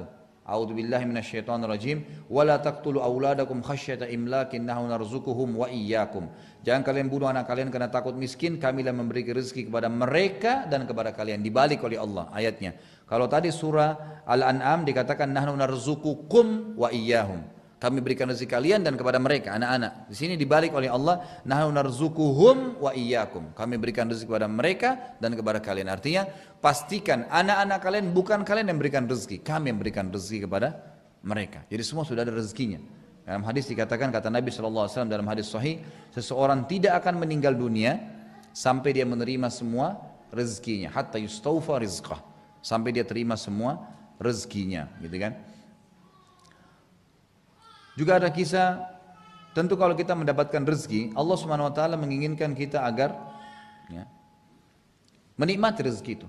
Tidak boleh dibatasi, enggak boleh dibatasi. Nikmatin, tidak masalah. Kita mau beli makanan, beli yang enak. Ada makanan yang 1.000, ada makanan 3.000, tapi bedanya ini lebih banyak, lebih bagus. Oke, beli yang ini, enggak masalah. Nikmatin. Kita mau beli pakaian, ada pakaian yang 20.000, ada yang 100.000, tapi 100.000 lebih bagus kayaknya. Boleh beli, enggak masalah. Kan gitu. Itu berarti kita menikmatin yang halal. Enggak masalah. Allah halalkan, yang penting tidak berlebihan. Wala ta'tadu. Jangan berlebihan. Beli 100.000 sudah bagus. Enggak deh, karena saya gengsi saya mau beli yang 5 juta. Enggak bisa. Itu tidak namanya, melampaui batas. Enggak boleh. Wala ta'tadu. Tapi boleh kita nikmatin, gitu kan? Makanya kata Nabi SAW, Innallaha yuhibbu an yara athara ni'amihi al-abdi. Allah suka melihat bekas nikmatnya pada hambanya. Kita makan, oh ya halal, bismillah, makan. Nikmat, bagus, makanannya bagus, bumbunya segala, itu bagus, itu enggak masalah. Itu kan nikmatin pakaian, memilih pasangan yang baik, yang sempurna, bisa, enggak ada masalah. Itu boleh saja sambil minta kepada Allah SWT. Jadi boleh. Makanya Abu Hanifah rahimahullah pernah dalam majelis beliau ada seseorang ikut dalam majelis ilmu. Setelah bubar semua masih ada dia. Orang ini rambutnya berantakan, enggak disisir, bajunya kotor, penampilannya sangat seperti orang yang susah sekali gitu. Abu Hanifah rahimahullah berkata, pergilah ke mihrab sana, angkat di sejadah saya, ambil apa yang dibawanya. Dia ke sana ditemukan di bawah sejadah Abu Hanifah ada 500 dirham. Dibawalah sama dia uang itu ke Abu Hanifah. Ini ya imam. Dia pikir Abu Hanifah cuma minta tolong. Kata Abu Hanifah, ambillah, perbaiki kehidupanmu. Kata orang itu, saya orang kaya wahai imam. Lalu kata Abu Hanifah rahimahullah, kalau begitu mana kamu dari sabda Nabi SAW, Innallaha yuhibbu an yara athara ni'amihi ala abdi. Allah sangat suka melihat bekas hambanya, nikmatnya pada hambanya. Jadi kita boleh. Dan ketahuilah juga poin penting di sini, Allah Azza wa Jal kalau memberikan rezeki saudaraku, tanpa batas. Tidak ada batasnya. Kita minta satu, Allah kasih 10. Gitu kan? Itu banyak sekali yang Allah SWT. Dan Allah mengatakan dalam Al-Quran, dalam surah Al-Baqarah urutan 2 ayat 212, A'udzu minasyaitonir wallahu yarzuqu man yasha'u bighairi hisab. Allah kalau berikan rezeki tanpa hisab, enggak ada kalkulatornya, enggak ada hitung-hitungannya. Hisab berarti tidak ada hitungannya, enggak ada batasnya. Sekali kita berdoa Allah kasih, 10 tahun kita akan dapatkan nikmat. Bukan lagi cuma pada hari itu kita nikmat, tidak. Sekali disembuhin, sembuh sampai 5 tahun enggak sakit misalnya. Terus Allah SWT kasih, tanpa hisab, tidak ada batasnya. Dikasih makan, kita syukur alhamdulillah. Sampai kita meninggal, kita rasa kenikmatan terus makanan itu. Maka itu beri hisab, tanpa ada batasnya gitu. Kata Allah Subhanahu wa taala juga dalam ayat yang lain surah An-Nur urutan 24 ayat 27 sampai 28. A'udzubillahi minasyaitonir rajim. Rijalun la tulhihim tijaratun wala bai'un an dzikrillah wa iqamis shalah wa ita'iz zakah yakhafuna yawman tataqallabu fihi al-qulub wal absar liyajziyahumullahu ahsana ma 'amilu wa yazidahum min fadli wallahu yarzuqu man yasha'u bighairi hisab. Ada orang-orang kata Allah Subhanahu wa taala yang tidak bisnisnya dan transaksi jual belinya, jabatannya, kedudukannya di dunia tidak akan membuatnya lalai dari zikrullah dan mendirikan sholat. Buka toko, azan, tutup.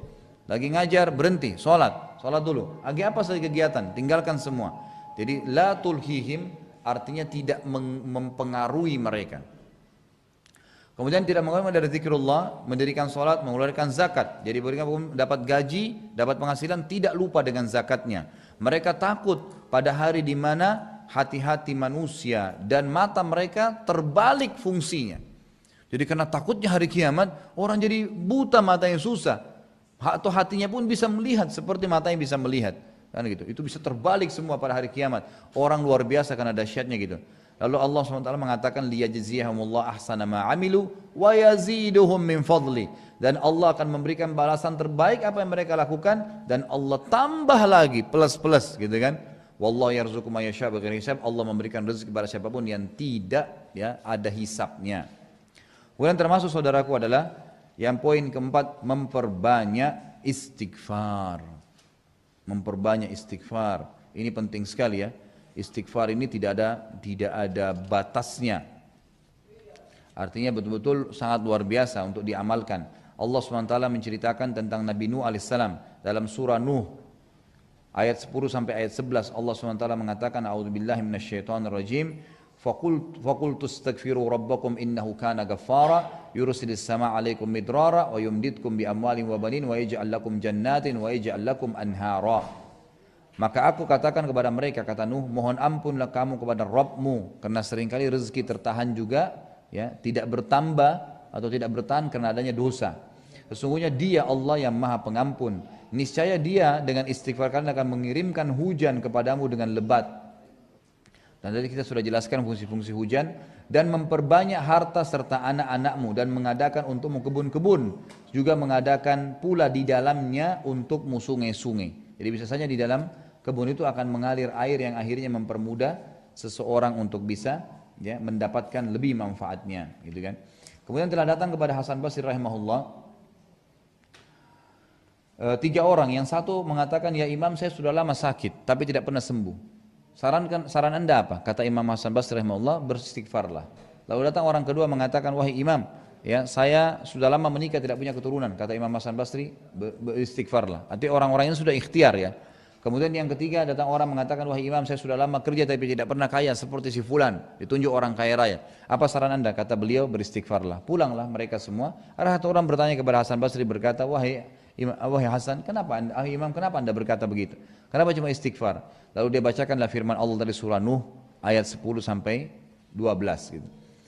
Kemudian juga ada surah Hud ayat 52 yang berbunyi, Nabi Hud berkata kepada kaumnya, a'udzubillahi minasyaitonirrajim, wa ya qaumi astaghfiru rabbakum thumma tubu ilaihi yursilis samaa 'alaikum midrara wa yazidkum quwwatan ila quwwatikum wa la tatawallaw mujrimin. Dan dia berkata, surah Hud ayat 52, hai kaumku, mohonlah ampun kepada Rabbmu, lalu bertaubatlah kepadanya, niscaya apa manfaatnya, Dia akan menurunkan hujan yang sangat deras untukmu. Artinya untuk mendapatkan banyak rezeki. Kemudian dan Dia akan menambahkan kekuatan ke atas kekuatan kalian. Ternyata istighfar bisa memberikan manfaat kekuatan fisik.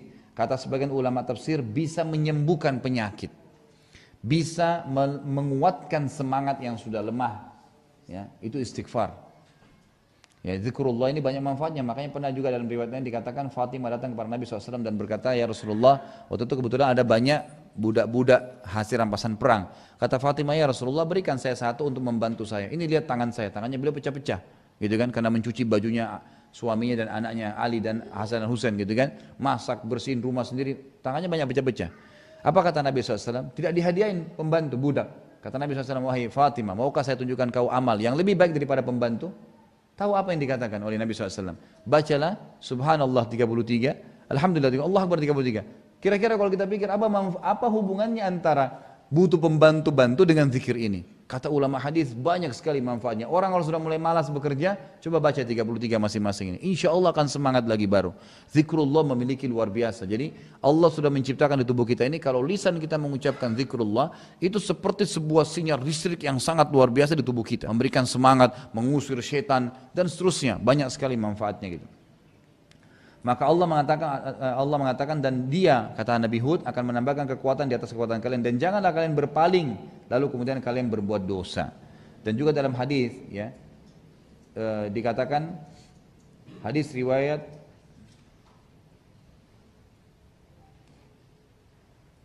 disebutkan dalam hadis yang sahih, ya tidak disebutkan secara khusus riwayatnya, tapi umumnya sih, mohon maaf, disebutkan riwayatnya kok ini. Ini disebutkan oleh Imam Ahmad dan Imam Abu Dawud dalam bab Qiyamul Lail dan juga disebutkan dalam Sunan Al-Kubra, itu kan dengan sanad yang sahih semuanya. Kata Rasulullah SAW, barang siapa yang sering membaca istighfar rutin, niscaya Allah akan menghilangkan segala kegundahannya dan kesusahannya serta dikaruniakan kepadanya rezeki yang tidak diduga-duga. Nah, jadi ini adalah memperbanyak istighfar dari manfaat tadi itu. Kemudian juga ada poin-poin lain karena melihat waktu ya. Saya ringkaskan yang kelima adalah bertakwa kepada Allah Subhanahu wa taala. Bertakwa kepada Allah, dan ini sudah jelas dalam surah At-Talaq ya, ayat 2 dan ayat 3 di mana Allah Subhanahu wa taala mengatakan bertakwa ini artinya mengikuti semua yang Allah perintahkan, meninggalkan semua apa yang Allah larang. Mengerjakan semua yang wajib dan sunnah, meninggalkan semua yang haram dan makruh. Itu takwa. Jadi harus difahami ini ya. Takwa itu artinya mengerjakan semua Allah perintahkan yang wajib dan sunnah. Dan takwa termasuk adalah meninggalkan semua yang haram dan yang makruh. Makruh pun ditinggalkan sama dia, nggak dikerjain. Itu takwa. Allah SWT mengatakan surah At-Talaq ayat 2 dan ayat 3, A'udzu minasyaitonir rajim, wa may yattaqillaha yaj'al lahu makhraja. Siapa yang bertakwa pada Allah, Allah akan berikan kepadanya makhraja. Makhraja itu tadinya orang Arab bilang begini dalam kamusnya. Kalau makhraj artinya sesuatu tempat untuk keluar, tapi bukan keluar saja jalan, tapi apa saja yang sedang dihadapi jadi jalan keluar. Seperti misal, contoh biasanya kalau pintu darurat di hotel-hotel, kalau antum lagi umroh, lihat tertulis makhraj, gitu kan? Orang Arab juga mengatakan makhraj itu kalau biawak mau keluar dari lubangnya dan dia berhasil keluar, dikatakan makhraj, tempat keluarnya itu. Nah, kalau diberikan contoh di kamus orang Arab itu, kalau makhraj artinya orang yang tadinya jalan sempit, tidak bisa bergerak, kemudian dia bisa dapat jalan luas, dia bisa lari. Itu namanya dia dapat makhraj. Allah mengatakan apa? Siapa yang bertakwa, nikmati yang halal, kerjakan semua perintah yang wajib dan sunnah, dan meninggalkan yang haram dan makruh, maka Allah akan berikan makhraj. Artinya jalan keluar yang sangat luas dari masalahnya. Kemudian wa yarzuqhu min haitsu la yahtasib, dan dia akan diberikan rezeki dari tempat tidak disangka-sangka. Wa may yatawakkal 'ala Allah fa huwa hasbuh. Tentu kalau saya partnerkan takwa dan tawakal, ini satu ya. Yang dipartnerkan oleh Allah, dia tidak bisa dipisahin. Tawakal artinya ya mengembalikan ikhtiar upaya kita setelah mengembalikan urusan kita setelah berikhtiar, gitu kan. Jadi ini sama-sama. Siapa yang bertawakal kepada Allah setelah dia berusaha bertakwa, kemudian dia serahkan kepada Allah, ya fahuwa hasbu, Allah akan jadi pencukup baginya. Innallaha balighu amri qad ja'alallahu likulli syai'in qadra. Dan sesungguhnya Allah telah menyampaikan apa-apa yang kalian butuhkan, gitu kan? Dan juga Allah telah menentukan segala sesuatunya, ya, qadra, ukurannya. Kemudian termasuk yang keenam adalah menjaga silaturahim. Menjaga silaturahim.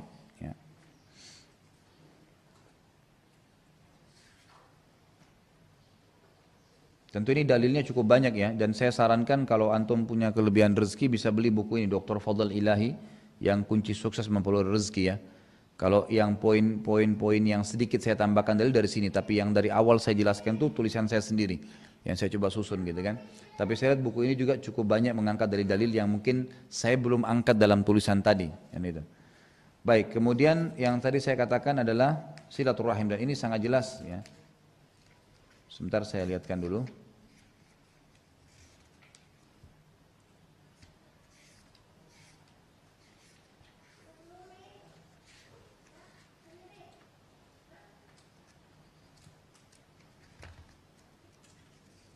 Tentu ada sebuah hadis yang sahih riwayat Imam Ahmad yang berbunyi, siapa yang ingin diluaskan rezekinya, gitu kan, dan dipanjangkan umurnya, maka dia bersilaturahim, gitu kan.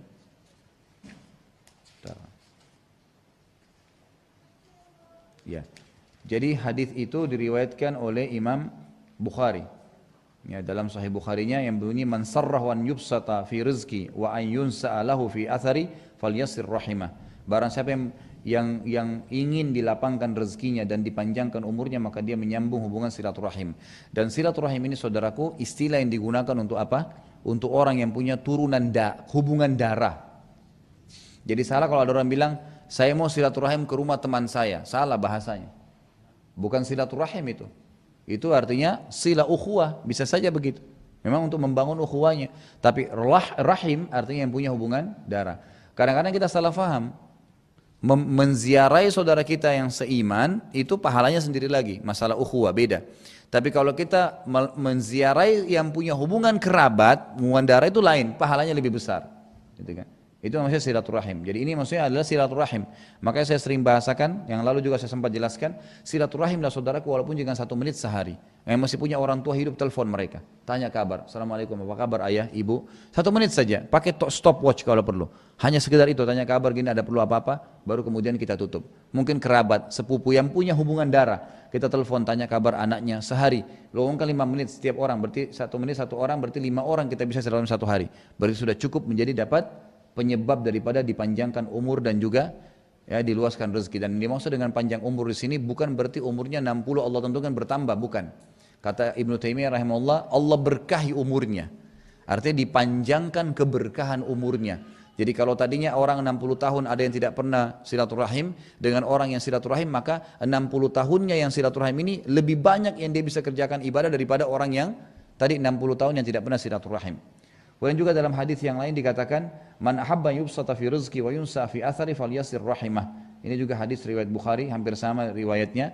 Barang siapa yang ingin dilapangkan rezekinya dan dipanjangkan umurnya. Kalau tadi kan itu ya disambungkan dipanjangkan umurnya, maka dia sambungkan silaturahim. Baik. Kemudian ada beberapa dalil tentunya ya yang mungkin di sini melihat waktu sudah tidak bisa. Saya ringkaskan, langsung kita masuk ke poin setelahnya, yaitu masalah. Assalamualaikum warahmatullahi wabarakatuh. Alhamdulillah, wassalatu wassalamu ala Rasulillah. Jadi saya kuatkan kembali salah satu poin yang akan mendatangkan rezeki adalah haji dan umrah. Dan itu sesuai dengan sabda Nabi SAW dalam hadis riwayat Imam Ahmad, Tirmidzi, Nasa'i, Ibnu Khuzaimah dan Ibnu Hibban dengan sanad yang sahih bahwasanya Rasulullah SAW bersabda, tabi'u bainal haji wal umrat فإنهما ينفيان الفقر والذنوب كما ينفي الكير خبث الحديد والذهب والفضة وليس للحجة المبرورة ثواب إلا الجنة.